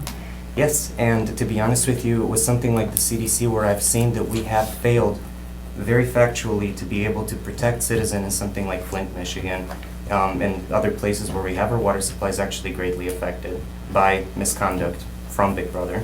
It's very interesting to me why little brother and little sister and little mother and little father would have these worries and have these trepidations. Why is it that these people in collectives, why is it that hundreds of studies are coming out? Why is it that this focus is being placed out? I'm not necessarily saying that these studies happen to verify that data. I don't know. Like I said, I'm an artist kid. What the hell do I know? But on Well, the other truth is a hand- very sticky commodity. Exactly, and it's very malleable, and to find that objectivity, I think, is very tough. But I just think that that's a very interesting observation to make also, that the biggest proponents do seem to be, you happen to have some of the biggest support for it coming from dentist associations. And where a lot of those studies that come from dentist associations do seem to be also funneled and supported in promotion of that. I just find something about that rather biased. I think that's an interesting point to consider, especially if that's something that I intake through 10 glasses of water a day. So, And so- Question, I got a question. Is that water fluoridated? yeah, I live actually in Green Bay, just right down by the east Okay. side, and I'm not in Bellevue, so I know I don't get mine from Manitowoc, because I also understand that Green Bay has different areas that actually provide our water supply. I know it's not all coming from just our area. So if I was in Bellevue, I would probably be writing or asking those Contention questions is to that them. somebody who drinks 2 or 3 times as much water as someone else has a different level of fluoridation in their system. 100%, I just And feel like so, even if I that's a can control variable that that. isn't talked about. It will be. We'll get to that, Yeah. I'm sure. So I just wanted to kind There's an of answer for voice that. some of my We'll get questions to for it. that. Yep, we'll get to that, I'm sure. Thank you. Mr. Thank you. Chairman, I just would add, maybe I had a professor once that told me, there's three questions you gotta ask in life about anything. He says, who's telling me this? Why are they telling me this? And is it true? And of course, if you can come to that conclusion, that takes a very big effort. So I don't know. Like I said, the truth is a sticky commodity. Yeah, well, let's hear from, your name and address, please. Yes, Dr. Paula Crum. I'm 2456 Ingold Court, this Nash Wabanon address. Okay. I'm a periodontist in Green Bay, so I'm a dentist, but I deal with the gums more than I do the teeth. But I thought that I had to comment after the last comment about like dentists are in some kind of collusion by putting fluoride in the water, and I'm like, I don't know what. We're actually trying to put ourselves out of business by doing that. And we have seen dramatic decreases. And you know, the thing is, it's not just decay for children. It's every tooth that becomes decayed is a lifetime of dental work. And I always say the best dentistry is no dentistry. I have a mouthful of crowns. I didn't grow up with any fluoridated water. I was in a farming community. And I know that's all anecdotal, that my own children have no decay and lived here in Green Bay their entire life. But the part of this, it is a very cost-effective way of dealing with providing fluoridation to the underprivileged children in this community. You all know, I mean, the Medicaid issue, there's not enough money in this state to provide the care that's needed. So we're doing all kinds of donated care. If we did not have fluoridation, the decay would be amazing, I am sure. There are hygienists here that work in that environment, in the school environment, doing sealants, and they see this. And it has gotten better. It is getting better all the time. And I don't want to see it go the other way, because it will. There are plenty of studies that have shown, epidemiologic studies that show when the fluoride has been taken away, it has made a dramatic difference in the amount of decay that we see. So, Questions? Thank you very much. thank you. Next. Go ahead. Oh, my name's Andrew L. Vitek. Do you need my address? Yes, we do. N2774 Marinette, Okay. Wisconsin. All right, I am a Thanks for certified. coming. Oh, thank you so much. I am a certified water operator with subclasses in distribution, groundwater, lime softening, and surface water, and I'm a licensed wastewater operator with subclasses in activated sludge, anaerobic digestion, disinfection, filtration, lab, mechanical sludge, phosphorus removal, this, that, and the other thing. Has anyone worked with fluoride at all? The chemical, hydrofluorosilicic acid. Worked with fluoride? Yeah, change a pump. I know, that is That very is pumping the good. chemical. Yeah, no. Okay. Other than drinking it, no. Oh. Yeah. So it's very corrosive. It'll eat away epoxy and cement on the floor. It eats through pump heads. Replaced 2 in the 3 years I've worked at Marinette. And let's see, the vapors in the room actually etch the glass. And well, it causes asthma-like symptoms when you're in the room. Not a fan of working with it. That's why I actually That's where they're doing the fluoridation, you say? at the water plant, yes. But that's There's a- pretty heavy duty. That's not like drinking the water. That is concentrated. Yep, this is true. So when it's concentrated, it really has a corrosive effect. Yes, it does. And Okay, I'm well, just that's saying. kind of logical, though, isn't it? Oh, yeah, concentrate, bleach, same thing, pretty much. But now that's just my experience, I just like working with it. But I also have never, I didn't grow up with fluoride, live out of the city now, don't drink it now, don't have any cavities. I don't know that it's that effective. If you go on the CDC, it also says that along with fluoride, calcium and phosphorus also repopulate the enamel crystal. Not a scientist or anything, the CDC says it. Good calcium and phosphorus, I believe, will do about the same. May get some opposition there. I did look up on the FDA website as to any, I guess, research done with fluoride. And I had found a study that they actually tried to fight osteoporosis with fluoride. The same idea. You want to harden the bone to prevent it. But they found, just like the other guy had said, that it actually made it more brittle and caused more breaks. It's like, it does harden the enamel crystal, I believe that, but it seems like with really hard steel, it's just brittle. You can't put any axial, I guess, pressure on it. I've heard stories of people breaking their tooth on a sesame seed and stuff like that. I believe that's all I have to offer. Where are you working now and why are you working Oh, there? thank you. I actually work at the wastewater plant now. After 3 years, I actually work 52 more days a year and every 5th weekend. But I honestly believe I just couldn't go through with, I believe I was doing the community a disservice. So- Did they use fluoride in the waste treatment? No, and actually, I would like to pose this question to the dental people. Actually, 0.4 parts per million fluoride goes out to the Menominee River up there. But I had taken the liberty while I worked at the water plant to test saliva and urine for fluoride. And it turns out there's 0.3 parts per million recirculating in your mouth, and you get rid of 0.5. The dose of the water was about 0.8. So I don't know how much goes into your bones, but the FDA had. Anyway. Where was I going? Oh, I wanted to ask about at what concentration and what contact time does it take to repopulate the enamel crystal? What are we looking at?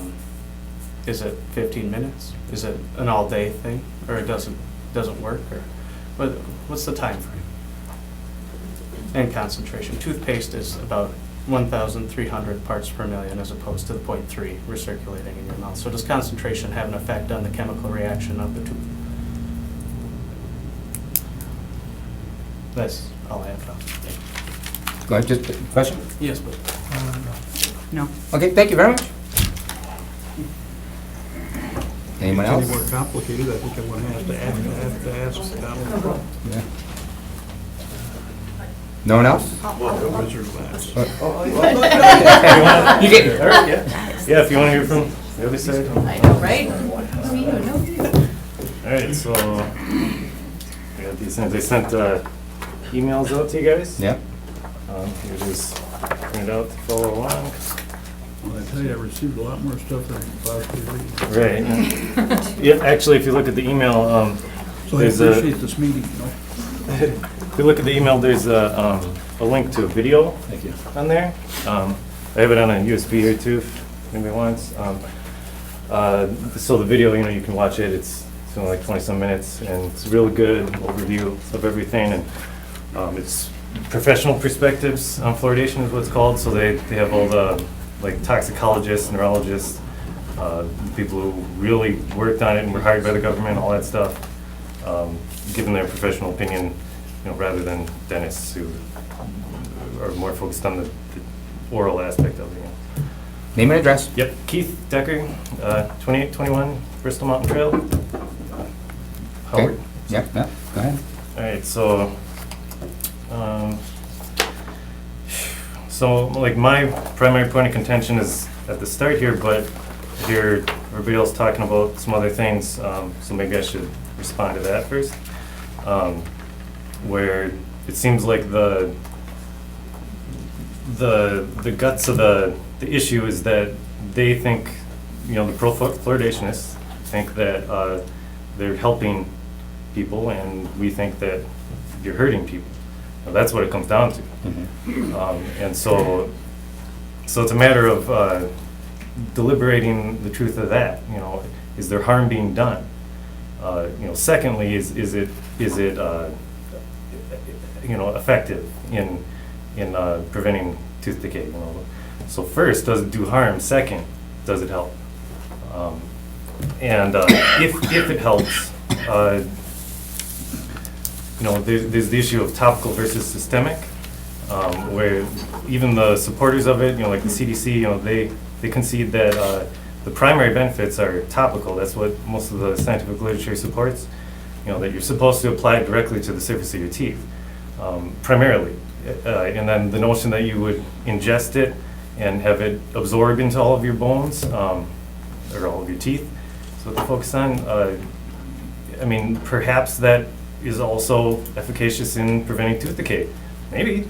But it's pretty likely that it affects the rest of the organs in your body, and that's what science, tends to confirm.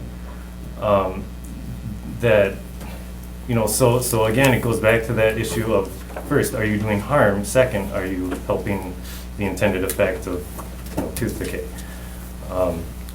And so on that issue of harm, like the book she had there, the National Research Council, they did that's a landmark review. 12 prestigious members of the panel that just did a review of all the studies and concluded that, they're experts, they're toxicologists, that's their profession, is to really know what they're doing. And they're hired by the highest level of the government. And their conclusion was that in some, instances, in some studies, it's clear that the levels are too high and they need to be reduced.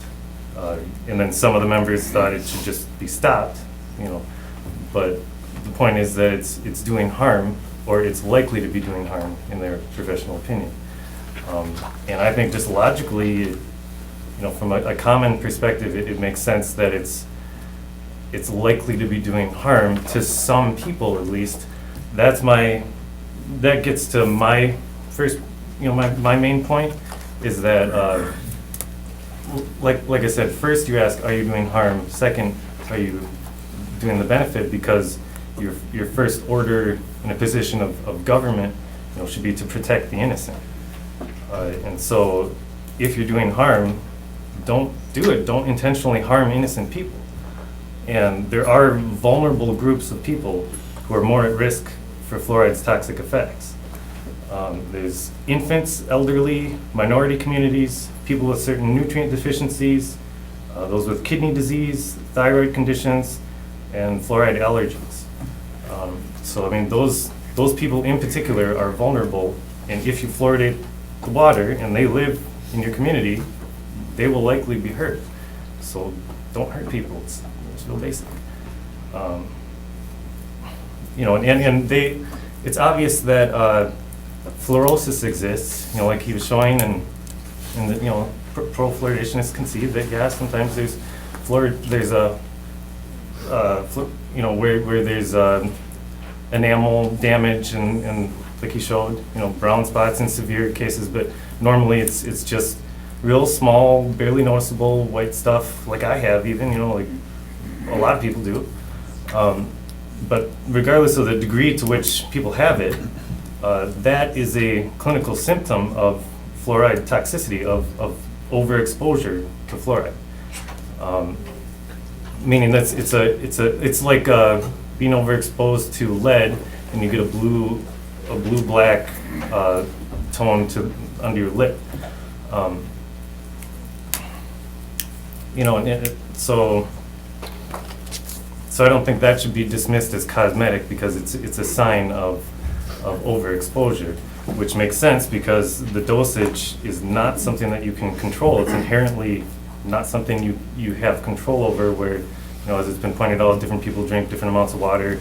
I drink like over a liter of water every day. I drink a lot of water, and take long showers. No one can avoid this unless they were to distill all of the water that's in their house, including everything they shower in, because you absorb it in the shower. So I've heard some sources even say that it's like you absorb more of it in the shower than you would just drinking it. Point is, you can't avoid it. And so I guess my bullet point number one of what I personally feel is most important, because you can't avoid it, and because it is a medication, it's a chemical drug intended to have a desired effect, a clinical effect. It's a medication, you can't avoid it. It's forced medication on the mass public. It's forced mass medication, violating an individual's right to consent, to informed consent, and disregarding individual appropriate dosage. Because as I said, different exposure levels and different susceptibilities. The susceptibility thing is something that shouldn't be forgotten, because vulnerable groups of people will be hurt, and that's like a bottom line. That's a stopping point right there. You can argue all day long about all the details of the studies back and forth. Well, they're using bad science. They're using bad science. I mean, I can go back and forth on that too, but that's. And I don't even know. I don't care if it's effective. Maybe it helps, but if you're hurting people, don't do it. That's the bottom line. So, question? Would you give any thought to the fact that if you didn't do it, you might be hurting another vulnerable population? Is that a possibility? Yeah, I understand that, because they come from that angle of thinking that it's helping. Then their concern is, well, if it's helping, we want to do it, because otherwise they'll fall, and not be helped. There's better ways of helping them if you want to, if you think that that's an appropriate treatment for that condition, if you think that that's an appropriate medication for dental cavities and whatnot, there are more appropriate ways to deliver that drug. I mean, the Fluoride Action Network, they famously interviewed this Nobel Prize laureate guy, who, he says it goes against all modern principles of pharmacology, because you don't do that. You don't just disregard the dosage. You don't on a precise level for the individual, and you don't you don't bypass approval by the FDA. Fluorosilicic acid is not approved by the FDA. It's not undergone safety testing that a normal drug would have to undergo. But again, that's getting into the details of it, and you'll hear a lot of that. But the main point is, if it's hurting people, don't do it. If it's hurting anyone, don't do it. No, don't take this as a personal question, but it is sort of a personal question. Do you make efforts to take fluoride out of your water? Oh yeah, for sure. So, Yeah. I mean, is that a way to solve the question? I mean, Well, like I said, inform people, I guess, and let people make their own decision about it. That's what I was trying to say. That there's more effective ways of delivering it. Toothpaste and topical application is the obvious one.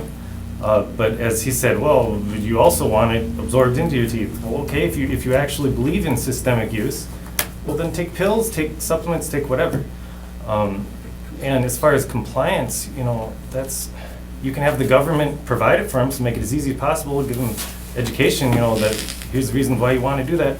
You can do all kinds of stuff, but compliance, of like, well, but they might not do it, isn't a good enough reason to say because they're not taking care of themselves, we have to expose everyone to risk and almost certainly harm certain groups of people.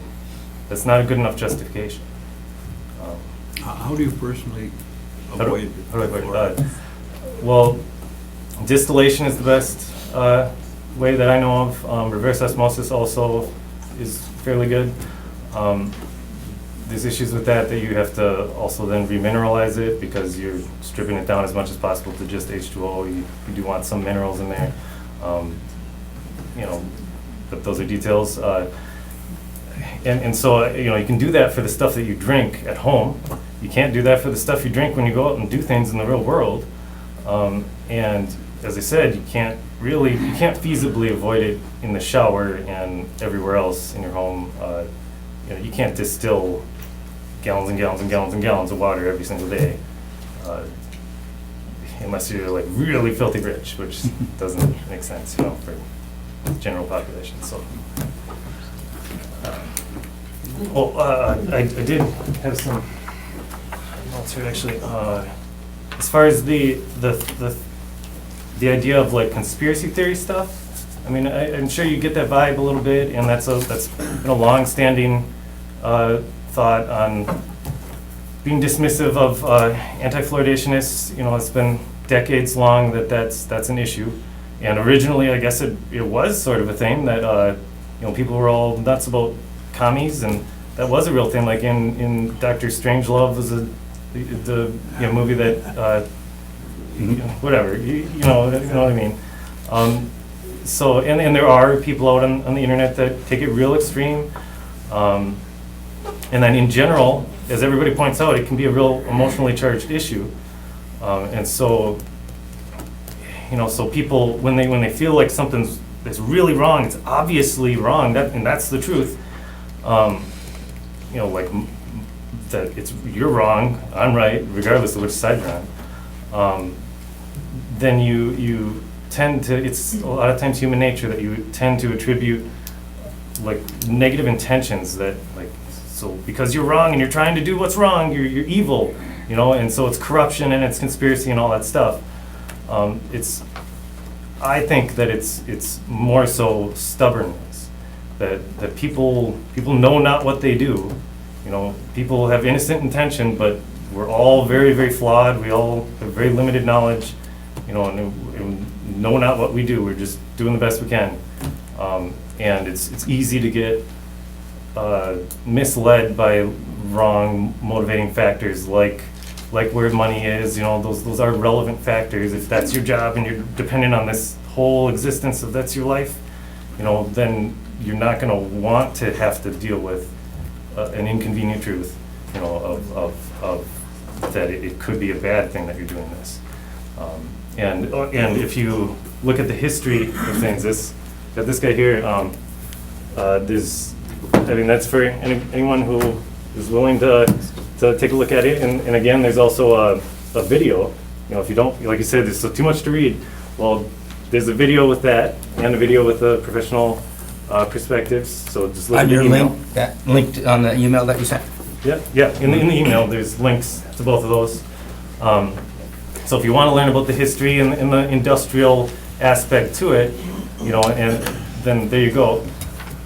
But that's more of like an explanation of things. It's like a historical, factual thing by an investigative journalist. As far as intentions involved and that people know they're doing wrong, I mean, I'm not saying that, and so I distance myself from that. I don't, and I just think that when people do that, they're getting wrapped up in it. They don't know. Nobody knows what someone else understands. I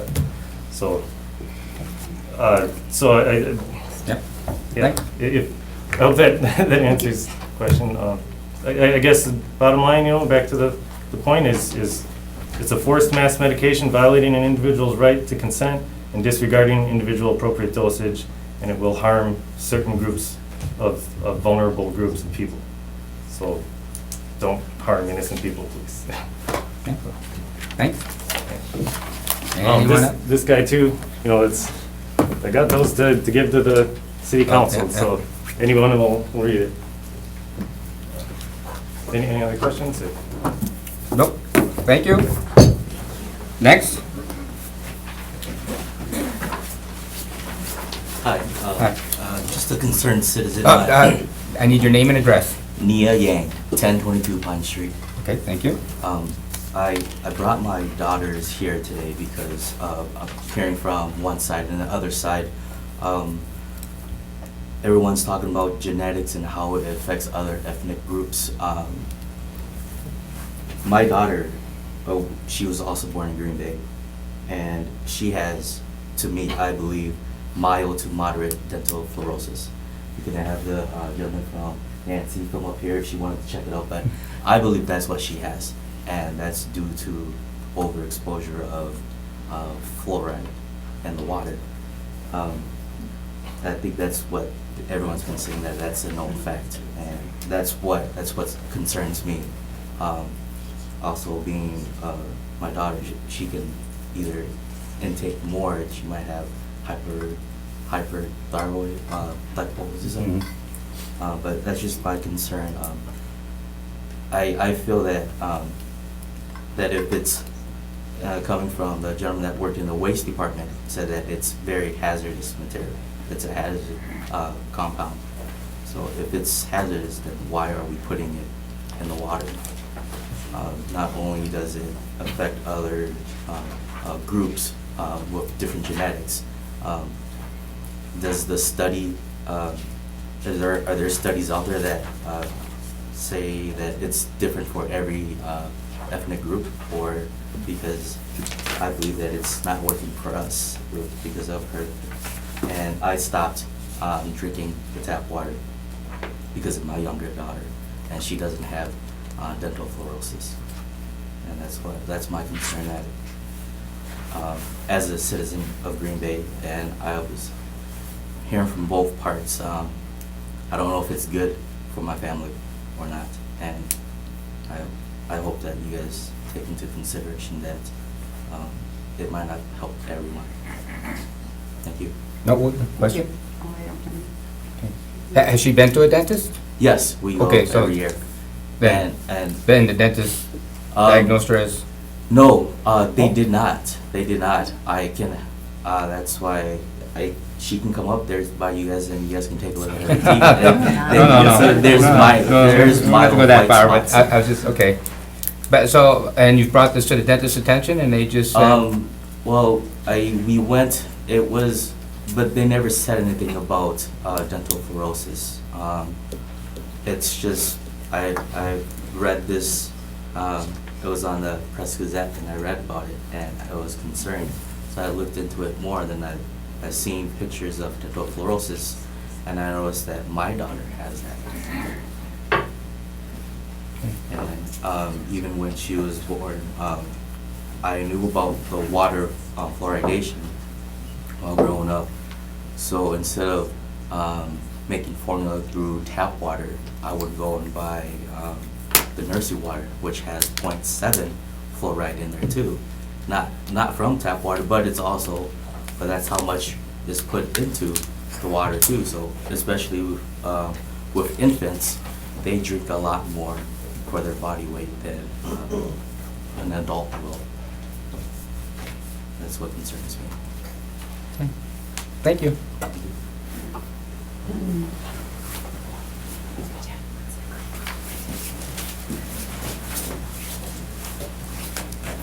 Hi. My name's Jenna. Address is 9 Cherry Court, Appleton, Wisconsin. But I do work here in Green Bay for the last 7 years. And I'm a local dental hygienist. And I'm also the current clinical director at Brown County Oral Health Partnership. And we are a nonprofit here that serves underinsured, or uninsured, and state-insured children. Our mission is changing the lives of our community's children through access to excellent oral health services and education. And we saw about 9,000 children last year in Green Bay. So each and every day, I see how oral health, or lack thereof, can affect lives. It can affect sleep and eating, learning, growth, overall health and wellness. It's been, the topic of vulnerable populations has been brought up, and often those vulnerable populations are also the most at risk for cavities. You don't understand this until you've seen, say, like a 2-year-old with a mouth full of cavities come into your dental office and need, you know, possibly 10 appointments to get that fixed, and they can't even handle that many appointments, so they're seen in the hospital for that care instead. And same with elderly. If you've ever done, the hygienists and dentists get back to me, if you've ever done like screenings in nursing homes, you would see how vulnerable they are to dental decay, also in dental disease, cavities. So that being said, community water fluoridation is the only source of fluoride that reaches all members of our community, regardless of their age, their income level, or their insurance status. Without it, we would be taking a monumental step backwards, in my opinion. And I know the dental population here, the dental professionals in our area would support me in saying that. I also speak from the perspective of a mother of 3 young boys, to whom which I would never, ever give something that could harm them. My kids drink tap water on a daily basis, and I believe water fluoridation is safe and effective, as proven by the last 70 years of research in our country. Let me remind you that fluoride is a mineral that exists naturally in rocks, soil, food, and in water. The topic of byproducts has been brought up. Just because something is a byproduct does not mean it's bad. Leather is a byproduct of the cattle industry. Molasses is a byproduct of the sugar industry.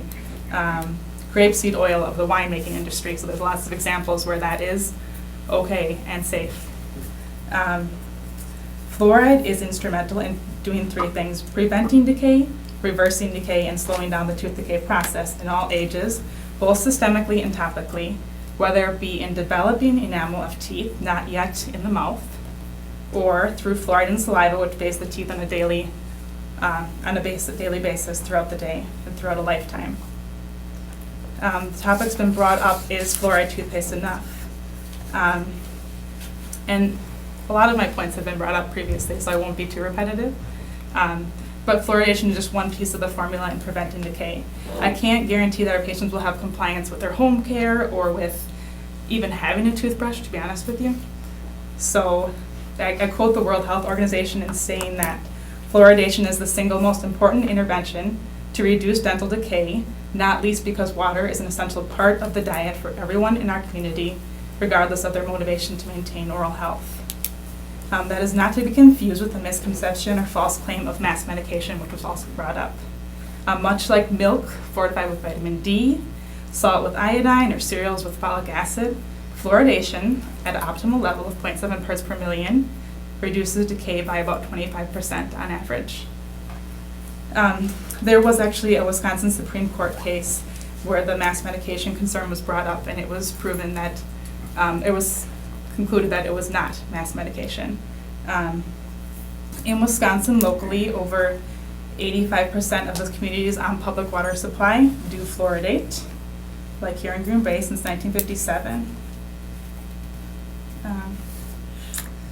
So evidence over the past 70 years is so strongly in support of the preventive power of community water fluoridation that, as you've seen, over 125 reputable health and medical organizations recommend it. I believe that ending water fluoridation for our community would be a step in the wrong direction in our efforts to better the health and wellness of our entire population. So thank you for your time and consideration, and thank you for supporting oral health here in Green Bay. Any questions? Thank you very much. You're welcome. Thank you.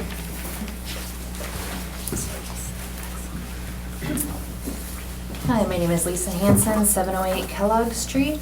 I'm not going to pretend that I have done nearly as much research as Ms. Stoudemire here. You had asked earlier as far as where the actual fluoride that we use comes from. I believe it's from a factory in Florida. So we pay a fertilizer factory in Florida for a byproduct. And realizing again that the word byproduct doesn't necessarily mean that it's a bad thing, but it's a byproduct, a waste byproduct that they wouldn't be able to sell otherwise. And they sell it to us to add to our water. So there is a huge difference between naturally occurring and byproduct of a fertilizer factory. You'd also asked too about, well, if there's ways that you can take it out of your water, why don't you do that? I have a Berkey water filter. I don't think the average person can go out and buy a $300 filter. And then, on top of that, have to pay $80 for the fluoride filters. So in my house, my entire family, we take the fluoride out of the water that we can. Obviously, we can't take it out of our shower, we can't take it out of our bath, but no one in my family has or ingests fluoride at this point. So I guess just for a second, let's pretend that I actually like fluoride, and kind of exploring it from the side that fluoride is good for your teeth. The value of fluoride is limited to its contact with tooth enamel, which is what we've heard. It's not ingesting it, it's the contact with your enamel. The conclusion among communities that have removed fluoridation is that with fluoride so widely available in toothpaste and mouthwash, there's less need to add it to water, which is already naturally occurring fluoride. Putting it in tap water is and a gentleman over here spoke about this too, putting it in tap water is an imprecise way to distribute fluoride because how much fluoride a person gets depends on their body weight and their water consumed. And also, assuming again that fluoride is good and that we want to add it to water, what's being added to our water supply is not pharmaceutical grade fluoride. It's a byproduct of the phosphate fertilizer industry and can contain elevated levels of arsenic. This fluoride chemical has also repeatedly been shown to leach lead from water pipes and increase the levels of lead in children's blood. Montello, Wisconsin actually did take fluoride out of their water system, and according to the minutes of their December Public Works meeting, some dentists were contacted regarding the subject of putting fluoride in the water, and their opinion was that while there are some benefits to having it in municipal water, a person could get more fluoride from brushing their teeth daily than by drinking a gallon of city water. Since 2010, over 150 communities have rejected the practice, including large communities like Calgary, Alberta, Windsor, Ontario, Portland, Oregon is probably the largest one in the U.S. at 900,000 population, Wichita, Kansas, Albuquerque, New Mexico, Bucks County, Pennsylvania, and the country of Israel, which is over 7 million people. In the state of Wisconsin, the places that have banned or have removed the fluoridation from the water: Saukville, Montello, Shell Lake, St. Croix Falls, Balsam Lake, Grantsburg, Holman, Chippewa Falls, Blue River, the village of Orfordville, Bloomer, and Milltown. And my family as well. I grew up in Alloway and drank a lot of tap water and have mild fluorosis from that. If we're talking anecdotal evidence, my teeth were awful growing up. Basically, every single tooth was filled, and I drank tap water all the time. So, anecdotally, fluoride didn't really work for me. My kids' teeth are good, but they've never drank fluoride. We have 2 dentists that we go to actually that are not okay with fluoride, and they don't carry it in practice. They use other things. So thank you very much for your time. Question? Thank you.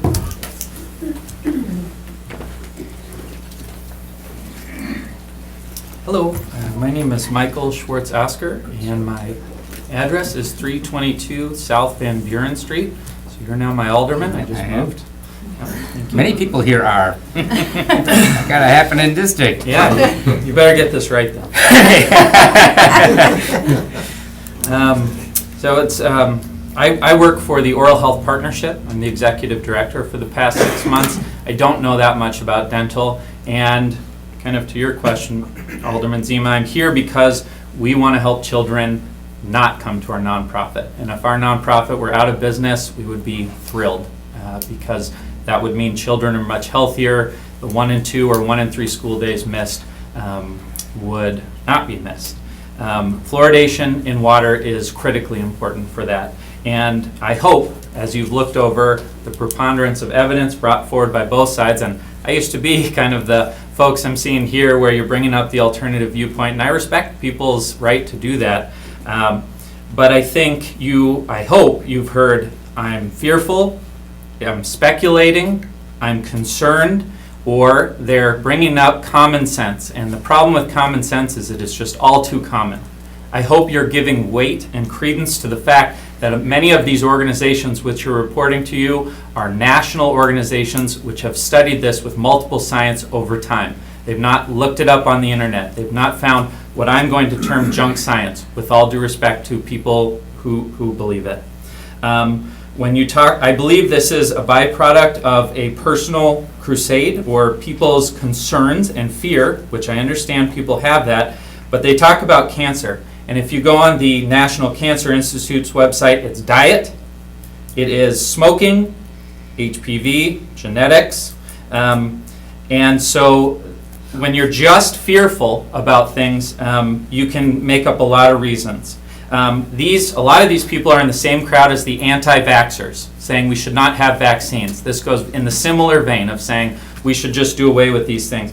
And that is now, we're seeing whooping cough coming back because people with similar general thoughts about things. So as you can tell, I'm not all that well informed, but I do want to read into the minutes a letter from Dr. Frederick Eichmiller, and he says, is that okay? Sure, yeah, go ahead. Yeah. Dear committee members, Delta Dental of Wisconsin is the state's largest private dental insurer. As a dental science officer for this company, it is my job to monitor the health and treatment needs of all our insured members across the state. Primary prevention, or prevention before a disease is contracted, is paramount in maintaining oral health and reducing the costs associated with treating dental disease.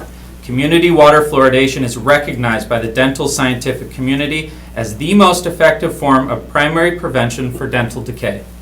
As part of my monitoring of community water fluoridation, I have compared the intensity of treatment needs for children and adults living in fluoridated and non-fluoridated communities in Wisconsin. In 2011, the average number of fillings placed in adults and children under age 24 were more than 13% lower for individuals residing in fluoridated communities. This represents both a considerable savings in dollars and in disease morbidity. The effectiveness of water fluoridation is indisputable, and the safety has been reaffirmed time and again by organizations such as the American Dental Association, Centers for Disease Control and Prevention, American Academy of Pediatrics, and the Wisconsin Department of Health Services, along with more than 100 major health and medical organizations. As a health professional, I ask that you do everything in your power to continue this valuable prevention program for the benefit of all Green Bay residents. Yes, fluoridation is working for the health of our citizens and our children. No, it is not having an adverse health effect. I believe if it were having such an adverse health effect and people were not just scared about the potentiality, you would see lawsuits through the absolute roof and people would be coming after government like crazy. And they're not, because the science is not there, it's not definitive, and all those lawyers who chase ambulances will not take it for good reason. Thank you. Questions? Wait. Question? Oh, Question? All right, thank you. Anyone else? I just, Nancy Quirk, 22. Well, you're the director of our waterworks, so Green Bay Water that's all you Utility need. General Manager. Yeah, or general manager, yeah. Thank you. I just want to say, first of all, I'm an engineer. I'm not a doctor, I'm not a I am a scientist by being an engineer. I've been in the drinking water industry in the state of Wisconsin for almost 30 years now. At Madison, Waukesha, and at Green Bay the last 4 years. I have been in a fluoridated community every single time that I've worked in the water industry.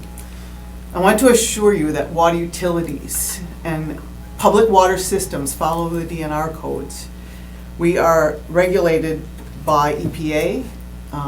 We are regulated by the Public Service Commission also. But in the DNR perspective on what we do to treat our water, it's all related to the Safe Drinking Water Act. And what contaminants are contained with those, we follow those recommendations. We follow the advice from studies that were done by the CDC, by American Water Works Association, by the Water Research Foundations, by EPA, by the American Medical Association, American Dental Association. We add fluoride according to NR 809.74 as regulated in the state statutes for the state of Wisconsin. Our standard that we use to buy our fluoride is AWWA standard B703. And we have those standards in our office if anyone wants to come and see them. It's regulated by the NSF. It's regulated for water utilities specifically to be installed in water utilities for the purpose of fluoridating water. Our natural water, as we said, was 0.1 to 0.2 in Lake Michigan that we get. We do add fluoride to a level of 0.7. Now, one of the things that I don't know, they didn't always talk about levels of when they were getting fluorosis and stuff. I know my nephews grew up in Alloway and they got fluorosis too. And that was, what you're seeing there is over 2 milligrams per liter is where that fluorosis will happen. It's a secondary standard of the primary drinking, or the Standard Drinking Water Act, Safe Drinking Water Act, sorry. The maximum contaminant level for fluoride in the Safe Drinking Water Act, which is what we use for a health standard, is 4 milligrams per liter. The secondary standard, as I said, is 2 milligrams per liter, and that's where you sort of see those fluorosis and some of those issues. We are at 0.7. And that's what we were told. I just went on the Centers for Disease Control today too, and it said that that's the lowest level we can go to ensure that we're protecting our teeth in a community system. We have our pumps set to inject 0.7 parts per million. Our water quality manager is here, he'll verify it, but if those pumps pump too much, they shut off. If we are getting constant reads back from our 24/7 operators, watching that fluoride content to make sure that it does not go over the 0.7. Community water fluoridation is recommended, as Michael said too, is in all public health, medical, and dental organizations.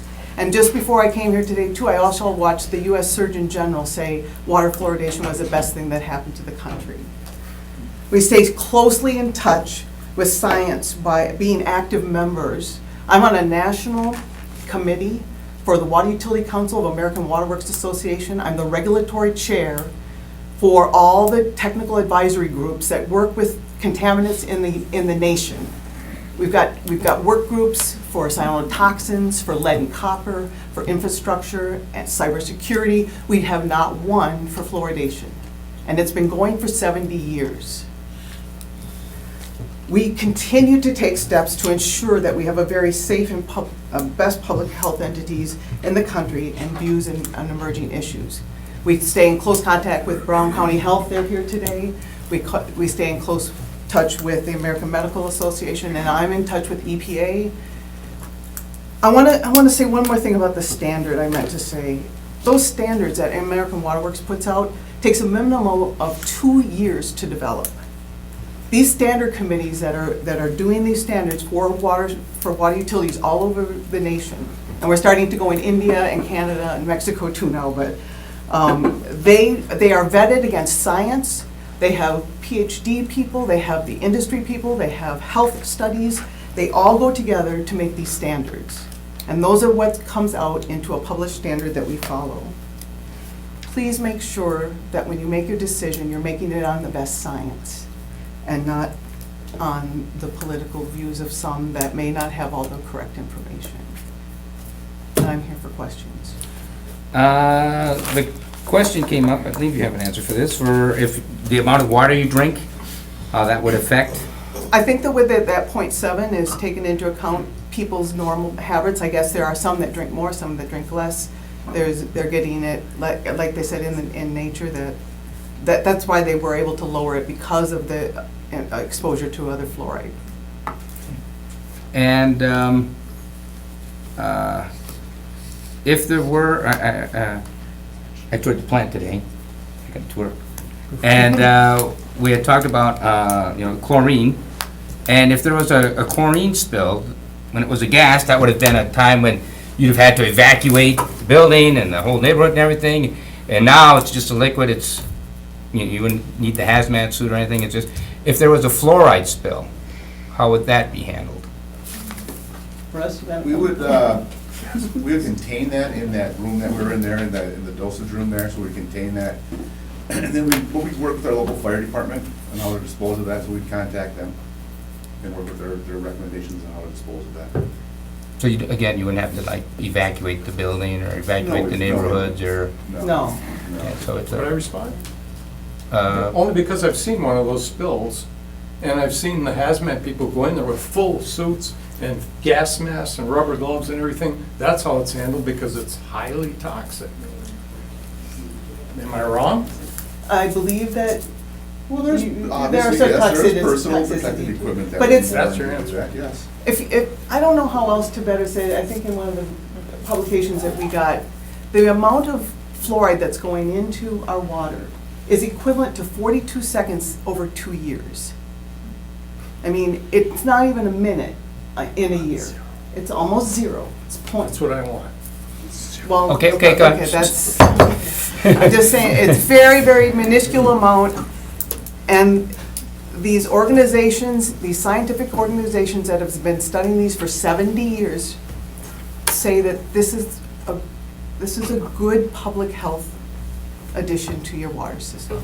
And I'm gonna follow the health. You guys have to decide, you know, I look for the best health advice that I can get when I decide what we're gonna put in the water.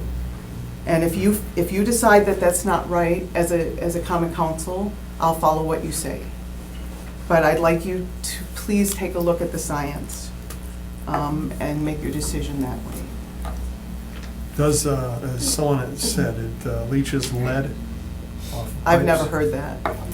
And as our lead studies, fluoride has never come up as a contributor to lead. And what about arsenic? I've never seen it associated with arsenic either. Do we monitor for lead and arsenic? Yes, we do.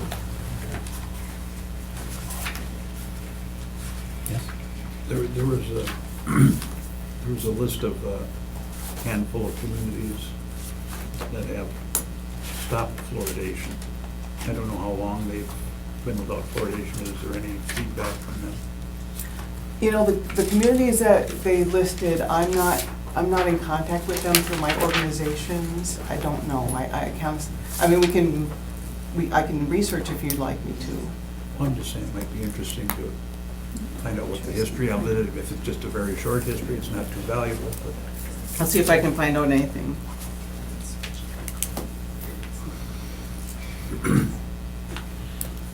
Okay. Anything else? Anything else? No? All right. Thank you. Thank you. Yeah, you go ahead. Chuck Decker, 2021 Bristol Mountain Trail. You have got a tough job. Thank I you. mean, these studies, one says this, the other says the opposite. I mean, you can hear both sides all the time. How do you know? I'd like you to listen to the experts too. And if there's one thing I could add, it's just professional perspectives on water fluoridation. That's the name of the video my son sent you in an email. Oh, okay, yeah. As long as you get email, Yep. you've got it. Please watch that video. It's less than a half hour, but just watch 5 minutes of it, anything. And you seem to respect the professionals here and the experts. This video has dentists, doctors, professionals, chemists. It's professional perspectives on water fluoridation. It's the best thing I think you could watch to see both sides. Would you give her your name again? Chuck Decker. I got so many of them, I just.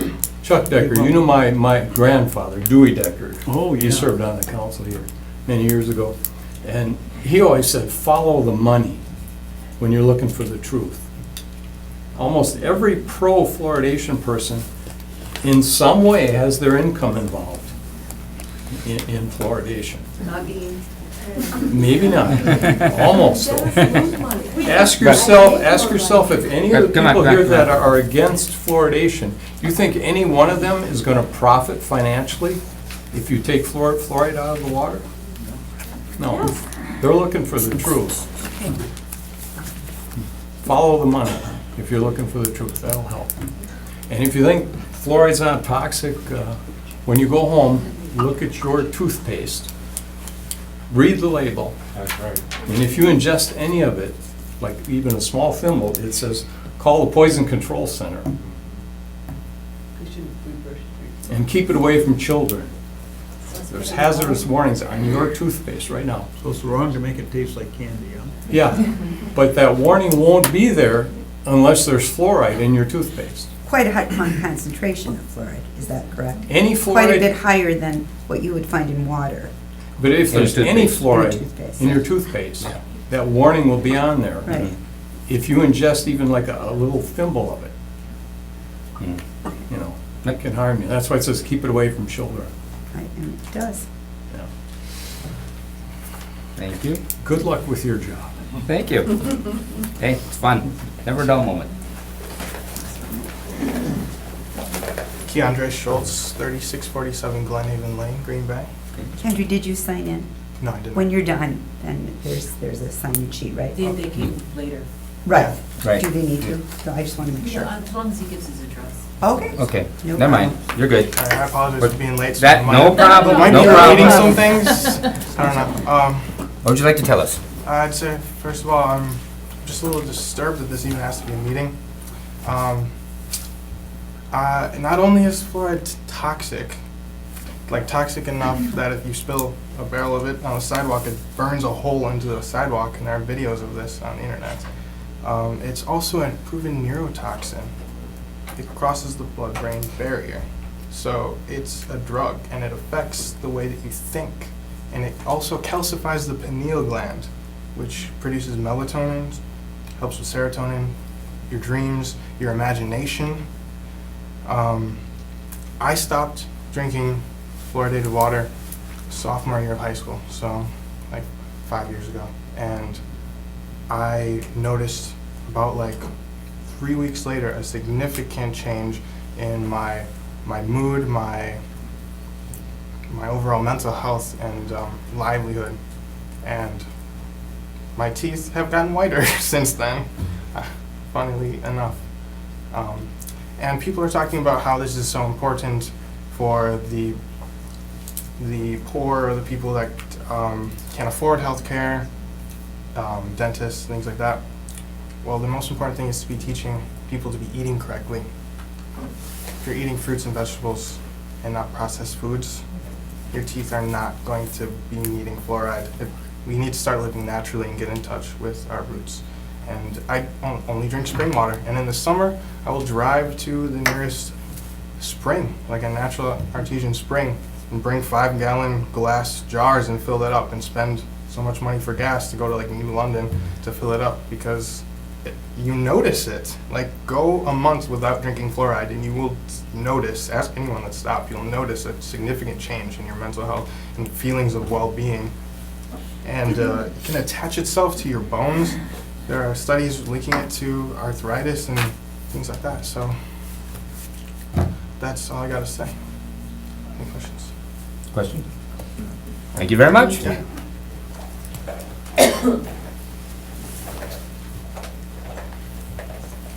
Hi, my name is Dawn Kraft, 2040 Farland Avenue.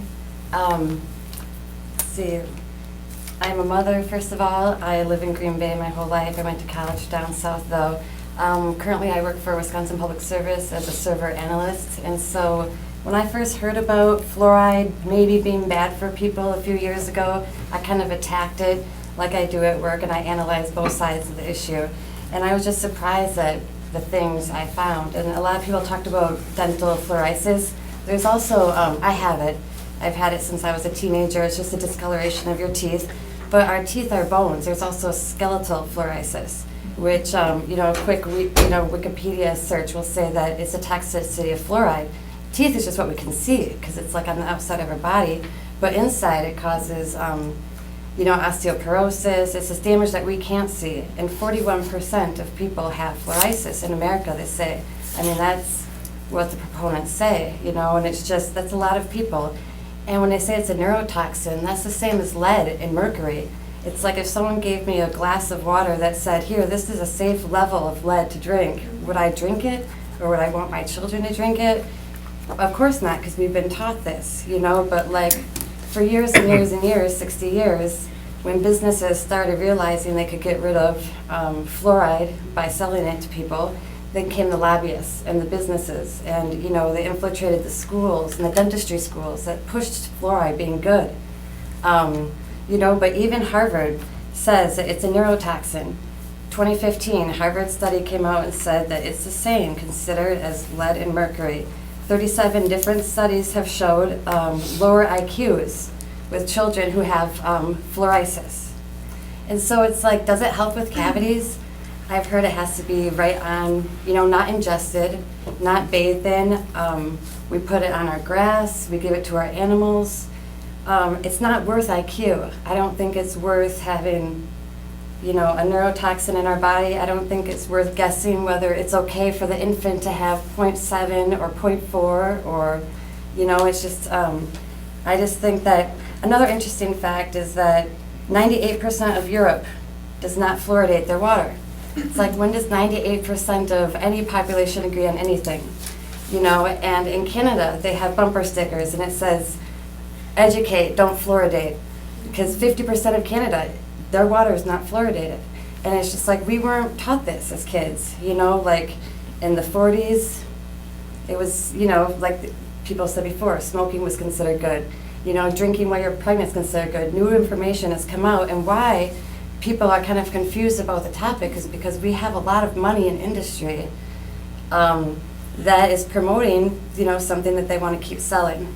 Where to me, it's just like we have other scientists, and other people saying that this is a neurotoxin, this is something we shouldn't be ingesting, this is something we shouldn't say, this right amount is okay for you. And more and more communities are taking it out of the water. More and more countries, more and more communities, it's a more progressive thing to do. And I think that, the 2-year-olds that come in with their mouth full of cavities, well, the water's not helping them then. It's not just water. We can't just say, we're going to give kids water and it's going to protect their cavities, because that doesn't happen. We can see that happening right now. So I do hope that you guys do take all consideration and everything and look at all the evidence and join other progressive communities. Thank you. Question, yeah? Has there been any studies between Europe and the United States? I mean, there's a lot of jokes about the bad teeth of people from England and those Right. kind of places. Now, maybe they're just jokes. I don't know. I think that, the studies I've read, but other people could say the studies they've read have shown, more or less cavities. The studies I've read that said I mean, that's pretty ingesting dramatic, fluoride. 88%. Well, there's studies. Yeah, several countries, municipalities within Europe have just, or actually in London and England, the UK, has just recently removed their fluoridation programs. So But- they were fluoridated with all those bad teeth. But they do fluoridate milk and Salt. there's salt. Dairy products. So, Some, very yeah. few. Oh, more than some. I More have a than list some, right sorry. here. More than some, that's a fact. But maybe that's a better way of doing it. I don't know. Yeah, I don't know. Easier to But avoid.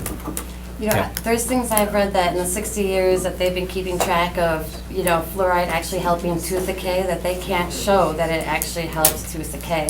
And I think, why risk it? And I think, why risk mental health? Why risk, any kind of thing that more and more studies are showing? Like, we're paying for this. We're paying for a neurotoxin to put in our water, more than $40,000. I'm a proponent for our water. I think that money could be used for something else for the city of Green Bay, instead of adding a drug, essentially a drug. It's not a vitamin, it's not essential for health. It's not something that we produce naturally, that we need naturally. I'd rather have a bad cavity than a lower IQ, and then guessing what, a child might need for their IQ. So, I guess that's all. Thank you. Okay, thank you. Bad teeth.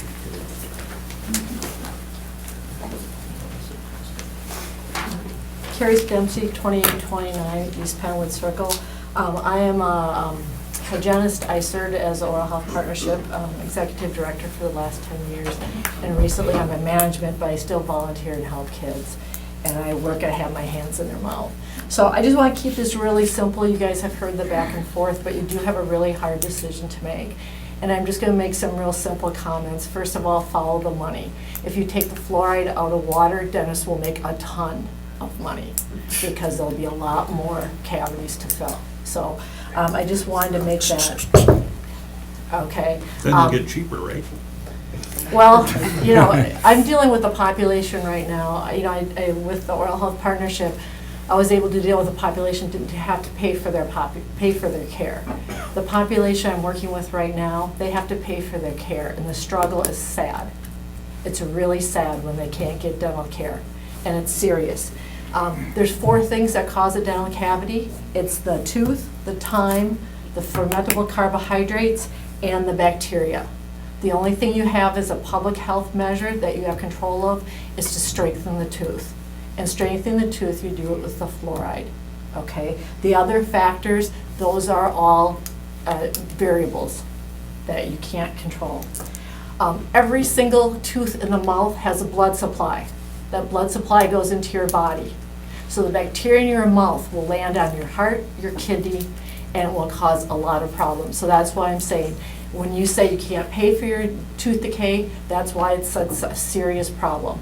And these kids that I worked with for the last 10 years, they can't afford toothpaste, they can't afford toothbrushes. We have to get them in, we have to prevent anything we can. 51 million school hours are lost because of decay. And as I grew up here, I was born here, this community is very important to me. And the only way a community is going to thrive and make a difference is if they're healthy, okay? And if our little citizens cannot be healthy, they are not going to be able to go to school, they're not going to have an IQ, they're not going to be able to be productive adults.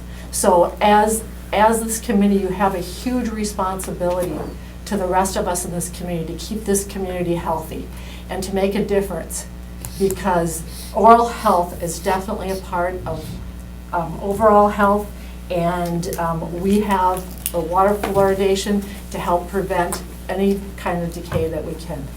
That's just my side. Any questions? I just have one question. Yep. If not only the children you see or whatever, but if everyone brushed their teeth with fluoride toothpaste 3 times a day, would they need it in their water? Okay, you have to understand, okay, fluoride is a positive ion that tries to attract the negative ion, just to keep it simple, okay? And so when you're brushing your teeth, if you did everything perfect, it would be great. But there's going to be areas in your mouth, like you might not brush along the gum line. You might not brush perfectly on top of your teeth. What happens is when that fluoride's in the water, in your mouth, and in your saliva, it's going to go and attach on those areas. You can kind of think of it as a sponge, okay? Your sponge, if you had a glass of water here, okay, and you put the sponge in there, and the sponge is already full of water, it's not going to absorb a lot of water. But if the sponge is empty and you put it in, it's going to suck it all up and make it strong, make it full of water again. So that's why if the fluoride's in your mouth and you're brushing, but if you don't brush perfectly and there's plaque on the teeth, now your teeth are decalcifying and having a lot of areas where they're going to break down, you need to have those fluoride ions in the saliva. So you have the topical and you have a systemic effect of fluoride in your drinking water. The topical when you drink it, so those ions are around in your mouth to do it, and then when you ingest it, then it actually goes into your saliva, so it keeps doing that.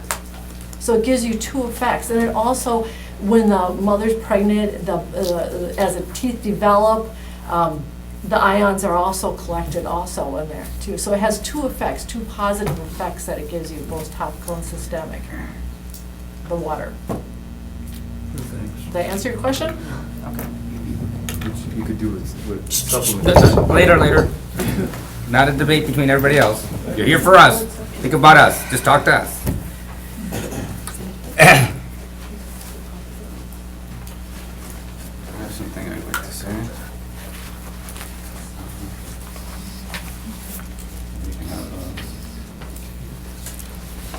Pass these along? No. No, they're The groups. Yep. All right. Thank you. You're welcome.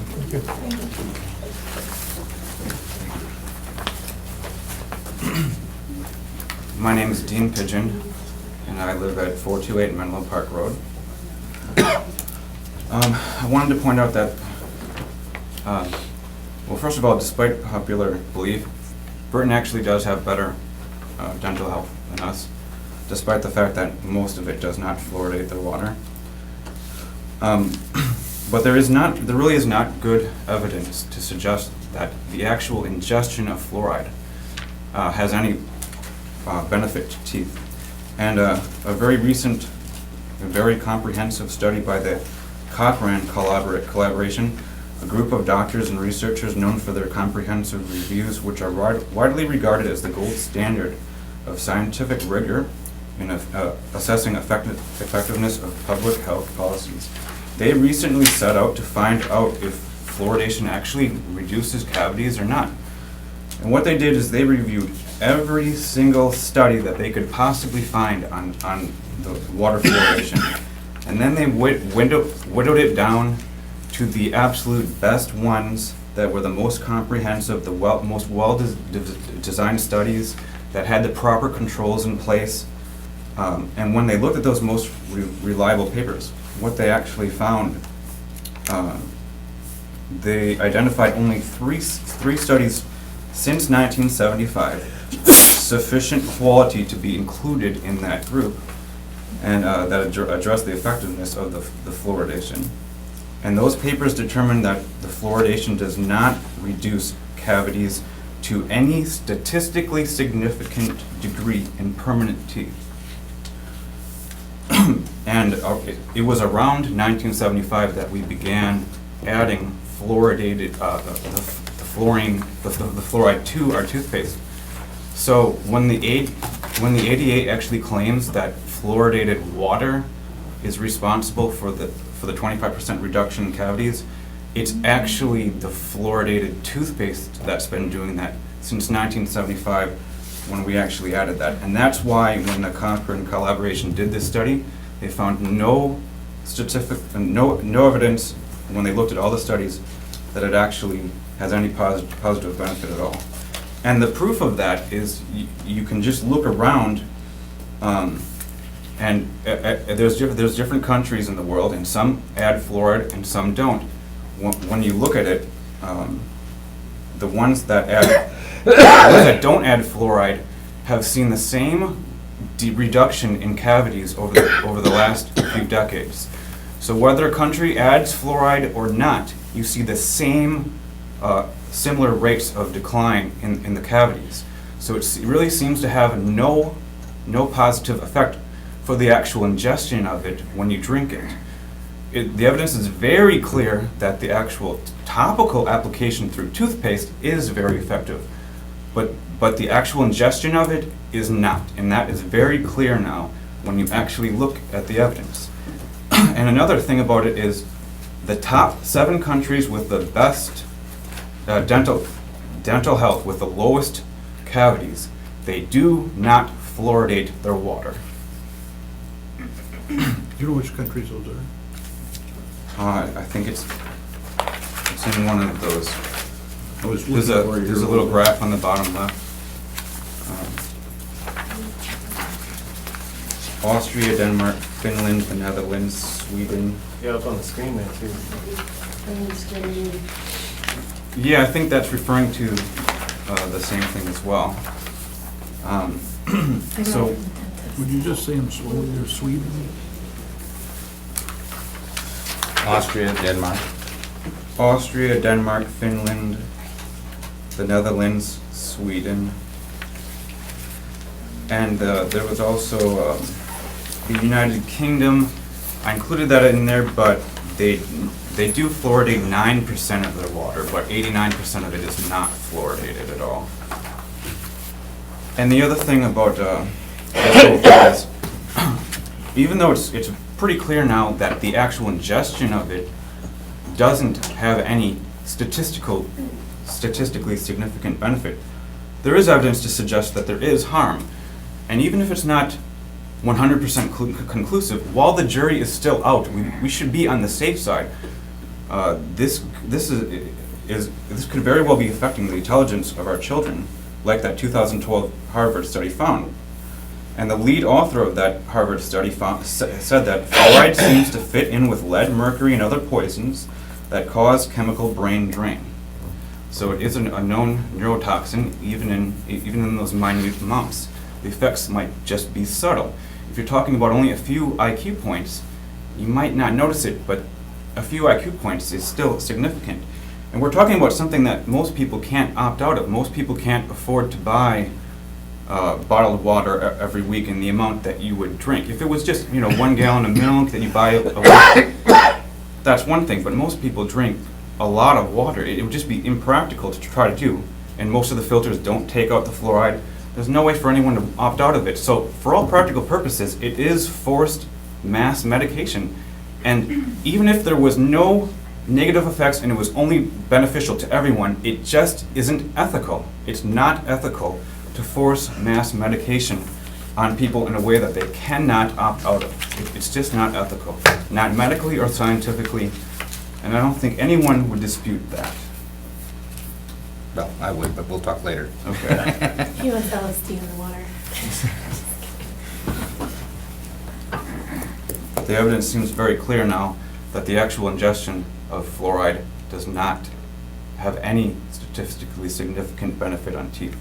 It's really just the topical fluoride from toothpaste and flossing and everything that we've done since 1975 that is responsible for the reduction of cavities. And that's why you see the exact same reduction in all the countries, in all the first world countries that don't fluoridate their water. You still see the same exact reduction in cavities because it has nothing to do really with the fluoridated water.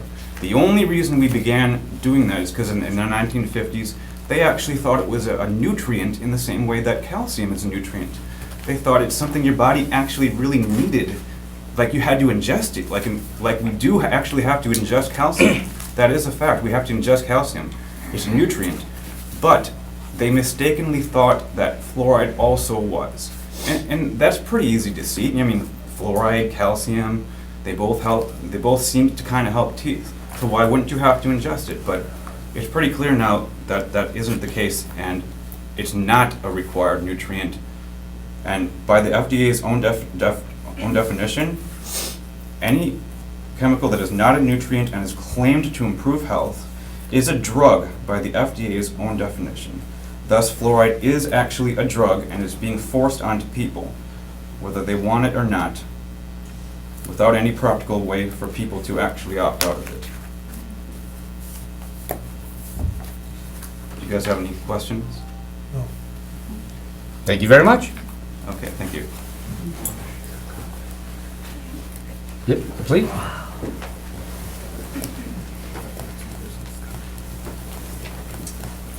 Hi. My name is Anna Destry. I'm the interim health officer for the Brown County Health Department. Excuse me. The mission of the health department is to protect and promote the individual and community health. The CDC has recognized the community fluoridation as being one of the 10 greatest public health achievements of the 20th century, along with vaccinations, seatbelts, and tobacco control.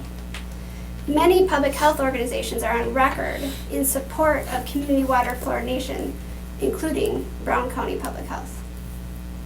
One thing I wanted to note, there was a lot talking about children today and the benefits on children, but it should be noted that it helps support the entire population, including children, adults, and seniors. It receives substantial oral health benefits from community water fluoridation. It is proven that certain populations of lower socioeconomic status and undeserved groups are disproportionately affected by dental diseases and simultaneously have less access to clinical prevention and treatment services. Extensive scientific documentation over the past half-century has established and consistently reaffirmed that fluoridation of community water supplies is the safest and most cost-effective method of preventing cavities for all residents. With that said, I just wanted to give one statistic. In state fiscal year 2010, only 33.5% of Medicare Badgecare Plus members in Brown County had dental service. This means that 66.5% did not get dental care. Community water fluoridation provides benefits to those that don't have access to that professional dental care, so that would be a huge gap. There's been mention, you mentioned the CDC supports it. There's been other people who have said the CDC is against it. I didn't hear the CDC was against Well, it. that's why I thought I read some of the paperwork here. Oh, maybe you did read that. Then- The CDC is the one who, they acknowledge that fluoridation as being a top public health achievement. So they have researchers and a lot of people, a lot of scientific-based evidence from the CDC that supports water fluoridation. What about some of these other studies, like this Harvard study that alleges that reduces IQs? I can't speak to that study because I haven't seen that study. But, well, if we, I think it'd be all right. Go ahead if you. Well, I just want to speak to the Harvard study specifically. Those studies were conducted in Well, countries outside of the United States, Iran, China, where fluoridation levels naturally were 15, 16 times higher than what you're dealing with here.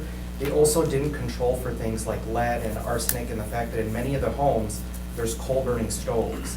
So the authors of that study actually specifically stated that though their findings should not have any implications on U.S. drinking water standards when it was published. The researchers are from Harvard, but both the Harvard Dean of the School of Medicine and the Dean of the Dental School have both written letters in support of community water fluoridation, which I'd be happy to share with you. It is just one study. Yep. Okay, we're not gonna get into it. Debate amongst each other. It's just this way. I don't know if you can answer this, but it's perhaps one of the. We've been talking about dental fluoresis, and it's a discoloration of the teeth. Does that damage the teeth at all? Is that decay the teeth or rot? It's just. It actually makes them harder, to be honest with you. They're more resistant to decay. Okay. It's the argument can be made that mild fluorosis means the tooth is actually stronger. And the change, it's primarily in enamel, it's primarily cosmetic. And because of discussion that we've heard today, most of it now is in the mildest form. There is little to no effect on how teeth look or function. Anyone else? Thank you very much.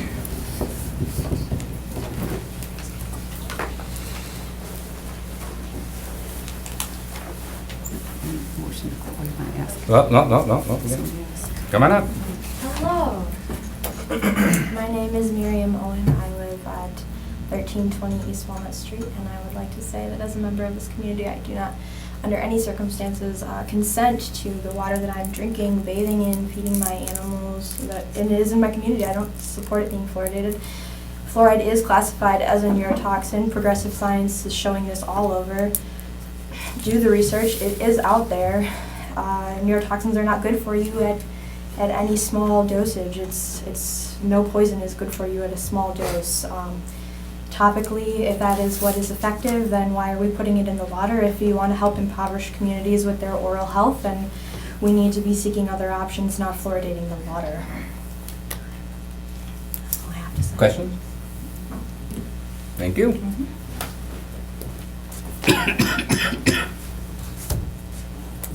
By all means, anyone? Else? Return to regular order of business. Second. Motion by Alder Zima, return to. Well, I was just gonna say, you were asking about arsenic and lead contamination earlier, someone, and there's answers to that in the email I sent. You can click the link, and the word is underlined arsenic. Can I talk, or? Oh, I'm sorry, we were gonna give you the last say. I apologize. Thanks for. I was just wondering if the health department monitors, like, people's level of fluoride that's in urine and hair and saliva and. Not at the local level. Okay, so we don't know the dose that local people are getting at all? And then the supplements that Matt talked about that people can give to their kids by prescription, I have letters from the FDA. Those supplements have never been approved and they are a health hazard because they've never gone through proper safety and effectiveness studies. Fluoride is a pesticide. It's an enzyme inhibitor. And that's how it operates with the bacteria. So the bacteria, it's inhibiting the enzymes like any pesticide, and the bacteria doesn't stick to your teeth. So it's not peeing and pooping all over your teeth and raising the acidity level. Fluoride does leach lead. I put a handout with all the studies in that folder I gave you with showing that lead is, because it's very corrosive. If you spill it on metal, it's going to eat the metal up. The CDC in 2002 said saliva levels of fluoride in fluoridated people is 0.016 parts per million, and in non-fluoridated people it's 0.006 parts per million, and they concluded that that was not enough for a topical effect. So the water that you drink and then your saliva is bathing it all day, that doesn't do anything.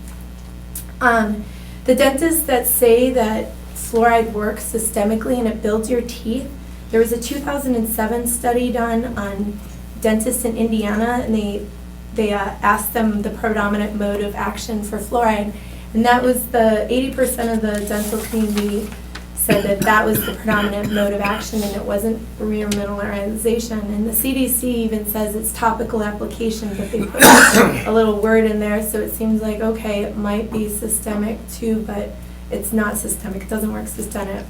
The thing with poverty communities, the Bronx, it has some of the highest tooth decay rates, and it's been fluoridated for decades. A lot of these communities have been fluoridated for decades, and they have the worst epidemics of tooth decay. The fluoride's not working for them, and it might be damaging their brains, especially if they have nutritional deficiencies to begin with. And these kids are eating sugar and crap. You've got to fix that first. Don't give them medicine and expect that to work. The Safe Drinking Water Act actually says no medicine can be added to the public water supply at a national level. So municipalities take that on responsibility themselves, but the Safe Drinking Water specifically said no drugs in the water. The thing with the smokestacks, in New Zealand, they recently made an advertisement I sent to you guys. It was like 30 seconds long. It's like, where does the solution come from? And they had smokestacks. There was a lawsuit over that by their television people, because people were saying that's misinformation you're giving to the public. No, they won that court case, and they said they didn't give any misinformation in this video. It is coming from the smokestacks of industry, fertilizer industry. I think that's pretty much what I have to say. Oh, fluoride is not a nutrient. Like they say, oh, it's just like adding vitamin D or to your milk or iodine to your salt. Those are nutrients. I took biochemistry just so I could understand the mechanisms of fluoride and its effect on enzymes and the human body. There's no biological function in the human body that needs fluoride. And there's no disease caused by a lack of it. Tooth decay is not a lack of fluoride, it's a lack of calcium, magnesium, and phosphorus and all this other stuff. So to say it's a nutrient just like vitamin D, if you don't have vitamin D, then you have diseases. If you don't have fluoride, you'll probably be fine. You're not going to get tooth decay. That's it. Thank you very much. Thank you. And if anyone has any further questions for me, I'll be around after this. So I'm more than happy to share my. Oh, can I point out this study? This is where the CDC came up with their top 10 public health achievements. This is really, really poor science. So they say that water fluoridation went from 40 to 57% of the population, and that was the reason that there was a 70% decline in tooth decay for the entire population of 200 million people. That's BS. Nobody does math like that. You can't say 70% tooth decay rates went down for all these people because of fluoride in their drinking water. It was probably they're brushing and seeing dentists. And if you back up to the early 1930s and look at how tooth decay has declined, that where the blue arrow is, that's without fluoride. And then between those red arrows is when fluoride started. So they're cherry picking, what they want to show to support this program. This is what I'm finding. I think you should listen to me. I care about you guys, and I care about, kids, and care about, I care. I've spent thousands of dollars going to college just so I can investigate this molecule. I've gotten thousands of dollars in scholarships for my outstanding academic performances. I've spent a lot of money on books and requesting research studies and putting time into investigating this. I've been investigating this since 2008, and I started asking questions in 2010, and I started really hammering around at 2013 time. So please, respect your constituents and don't drug them. You're not a doctor and you're not a pharmacist, and we're asking please stop. It might be hurting people. Not gonna block anybody. Motion to close Even the if they, motion to close the floor. Second. Turn to regular order. To return regular, well, close the floor, same thing.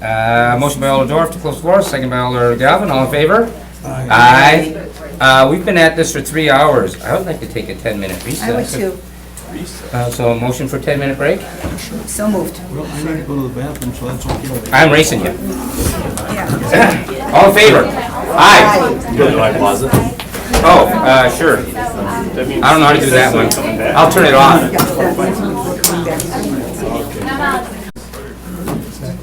No, but I'm not sure how to do it. I'll make it, I'll wreck it. I don't want to touch it.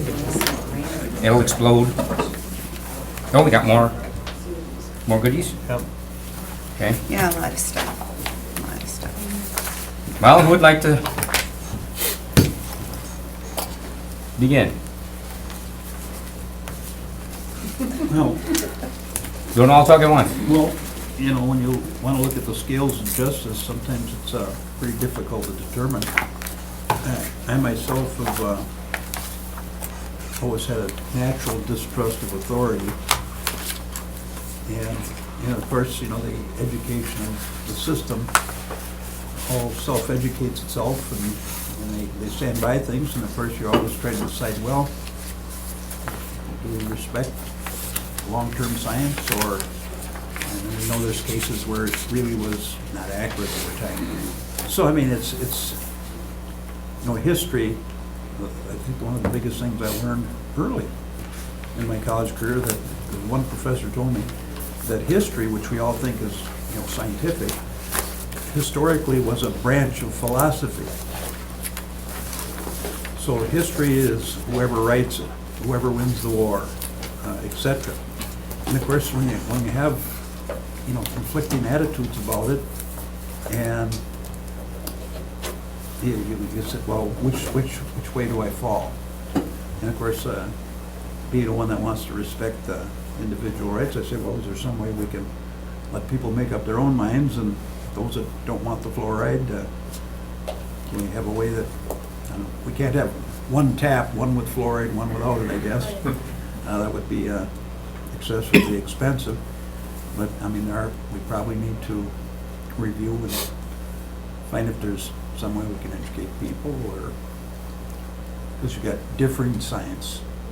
And of course, like I said, I have this natural distrust of authority because, you know, I feel that, you know, all of our politics is corrupt, basically. It's all owned by somebody. We're politics. And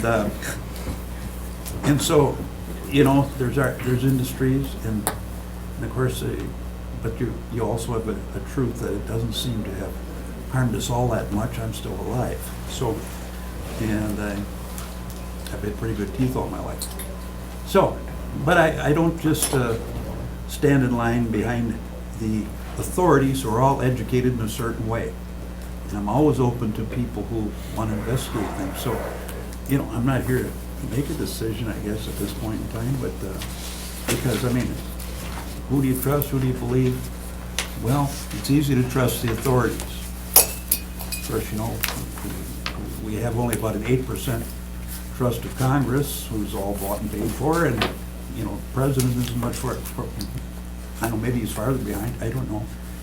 And as I said a little earlier tonight, you know, I had one professor, he says, well, if you want to try to figure things out, just say, who's telling me this? Why are they telling me this? And is it true? And of course, that's a $64 question.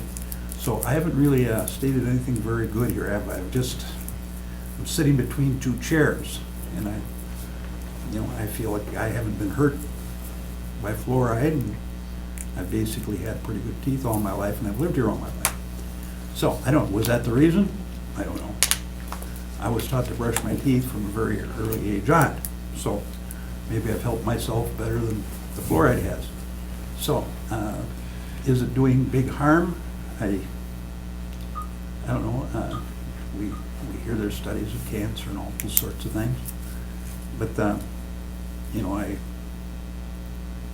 I don't know that that's conclusive at this point in time, but it's a severe, immediate hazard to our health, so it takes time to think about it. But you like to think the truth is somewhere in between. But, so I'm open-minded to it. I guess I want to read a little more. I've been given a lot of information here tonight.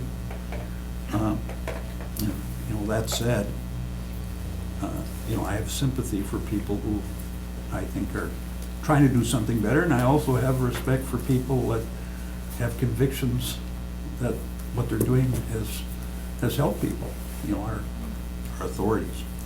So I don't know, I guess I'm going to listen to what everybody has to say, and I felt that everyone was speaking from their heart here tonight, and everyone was speaking with a fair amount of intelligence. I didn't find that there was one side or the other that was without reason for what they were saying to us. But now, how do you decide? Do we hang this guy or do we hang that guy? And so I'll leave it to the rest of the committee here, but I have sympathy for listening to what the folks that have been saying. They think the fluoridation in the water really hasn't done that much, and I don't know, maybe it's true.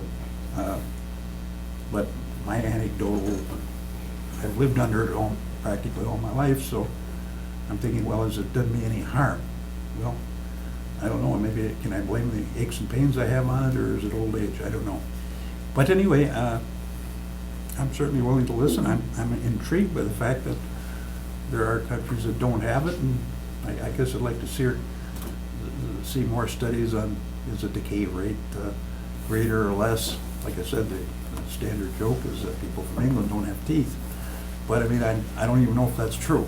And so, but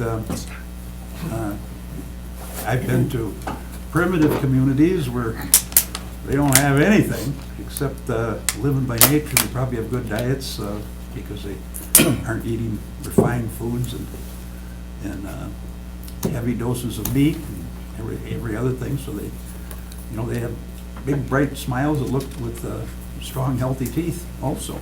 But again, that's just anecdotal from my travels, and I don't know if I'd want to go back to that day and age where people live in mud huts and just raise their own fruits and vegetables because we're used to the life we have. But anyway, I think there's something to it, but I don't know that I'm ready to make a total decision about it yet. Anything? Yeah. Go ahead. So I listened very carefully. I have great respect. There is two ladies in particular, Lisa Hanson, Carrie Stemsky, opposite sides of the aisle, who I respect a lot, know personally, and believe and trust them both. And they have completely opposite things to say. Brenda, definitely trust you.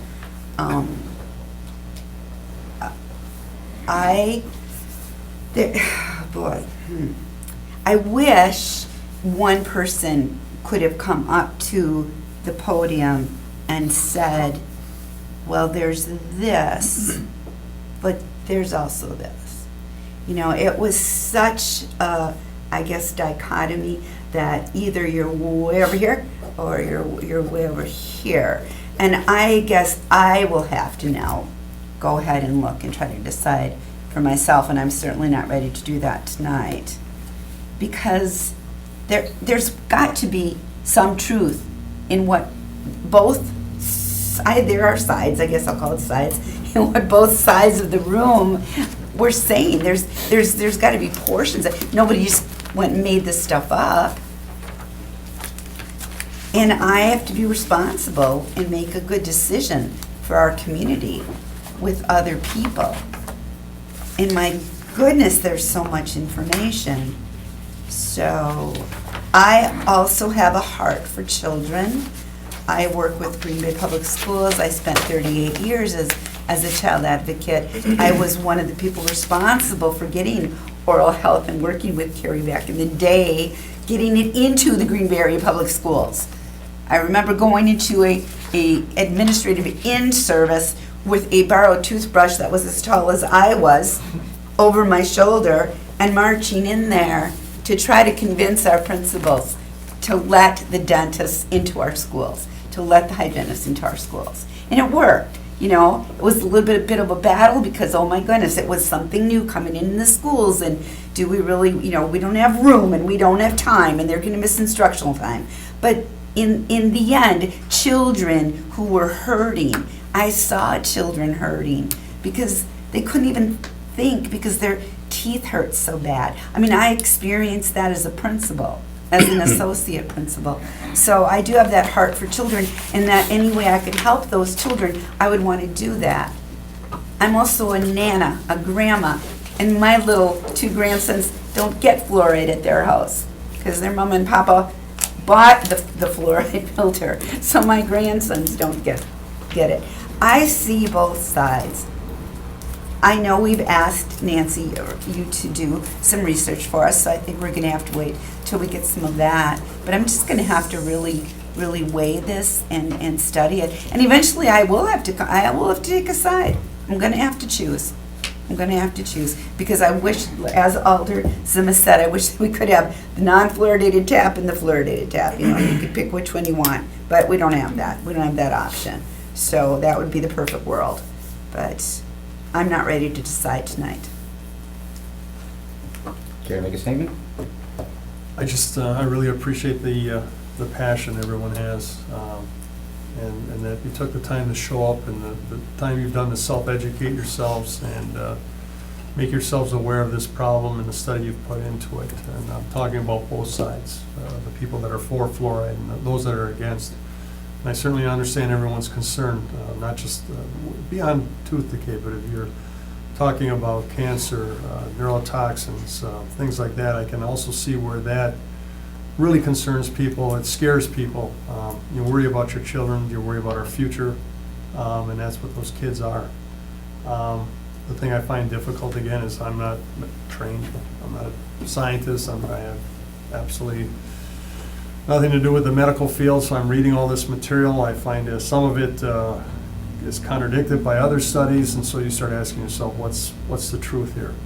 Harvard study says it causes neurotoxins, but then you get other information. That same Harvard study was conducted in areas outside of the United States under different kinds of conditions. And so these are the things, as council members, it's hard for us to get all the facts that are involved in these different studies that are out there. And I mean, it was simply about tooth decay. That's all this was about. It'd be an easy answer. But you have people talking about other things that could be affecting it. And so we have to take that into consideration. And you know, it's not an easy process. This is probably one of the more difficult ones we've been involved in since I got on council. That's it? That's it. You'd also like more time, I take it? Well, I mean, there were a couple of books that were mentioned I'd like to read through. Did you? I mean, I could vote now. I'm not gonna, you know, say that I haven't made up my mind. I think I have, but if we're gonna get more time, then there's some more studying I'd wanna do. Okay. I too am very much leaning in a particular way. Being a man of science, you have to go with the scientific community. That's, what else have you got? If you can't go there, you got chaos, you got nothing. That said, however, the scientific process is constantly progressing, constantly changing. And as it was mentioned, the first activists against fluoride were they weren't very scientific. But I think now there is some respectable science that might have something there. But I'm not a scientist, and I can't decide that. You got to get the CDC, you got to get these other groups saying, you're right, just like with DDT. It's the same fight with DDT. DDT, the scientific community, the established backed it. Information came forward. It took time, but eventually it was done. It was decided DDT is a toxin that had to be regulated. So the people you have to convince isn't me, because I'm not a scientist. and I don't know. I tried. I at first thought I could, I had a head full of ideas. But I'm not a scientist, and I can only, as an alder, we often don't know the specifics of economic development or something with public works, some engineering. I mean, we have to rely on staff. They're the experts. I mean, we make the decision, but we really need their expertise to come up with something. And the expertise here is the established community. So I would like to get more information, because I do believe there is some stuff out there. Given a little time, maybe there will be a change. There was communities mentioned. I know Nancy Quirk is going to look into some of that. I'd like to very much know about those. So, though I am very much leaning one way, I do leave a door open a little bit for a little time here to see what can happen. And that's my honest opinion, and I want to be upfront about that. And I would take a motion to hold this for further study until we get Well, I back. think we should set a date that we can tell people so they would. Well, just till our Wanted next to come meeting? back, you know. A month? Or it would be 2 weeks, right? Maybe Yeah, so for maybe a maybe a month little is more than better that. for that, like the February 27th meeting. we'll hold this till February 27th? I guess my question would be, if we have that meeting again, are we going to have all the public input that we've been through, or? I don't know that that would be required. We could perhaps, I don't know how you'd prevent it. yeah, I was gonna say, I don't know how we can prevent it, but I can regulate it by Regulate saying, one. we've got that information, thank you, is there anything else? And we can just, so we get only So new it's not information, repetitive. not repetitive. I guess my only concern, these people have invested a significant amount of time Yep. being here tonight. Yep. And, you know, if we can get the information we need and then make a decision at that time. I mean, it's still allowing some input if we have questions, especially to clarify things. But I don't want to force anyone to have to come here and sit through. I don't think we're forcing anyone, I Well, think they're well, quite happy to be here. Well, I guess, yeah. I mean, not that we're forcing them, but, you know, Right. especially if we have a full agenda. We got lucky today, Right. but if we had another 2 hours of agenda items, that could be a very long night. Well, I think, as Alder Zimmer said, we would have to open the floor for Yes. anybody who wanted to speak. I think that'd be appropriate. But I will move it along. If it's information we have, I will just politely say thank you, but we have that information. Do you have anything else for us? So, 1 month. So 1 month from now, we'll hold this for 1 month. I have a motion from who on that? So moved. Motion by Alder Dorf to hold for 1 month. Second? I'll second that. Second by Alder Galvin. All in favor? Aye. Opposed? This will be held up for a month, and then February 27th. it's 27th. Thank you all. Motion to adjourn. Motion adjourned. Motion by Alder Galvin to adjourn, second by Alder Dorf. All in favor? Aye. We are adjourned.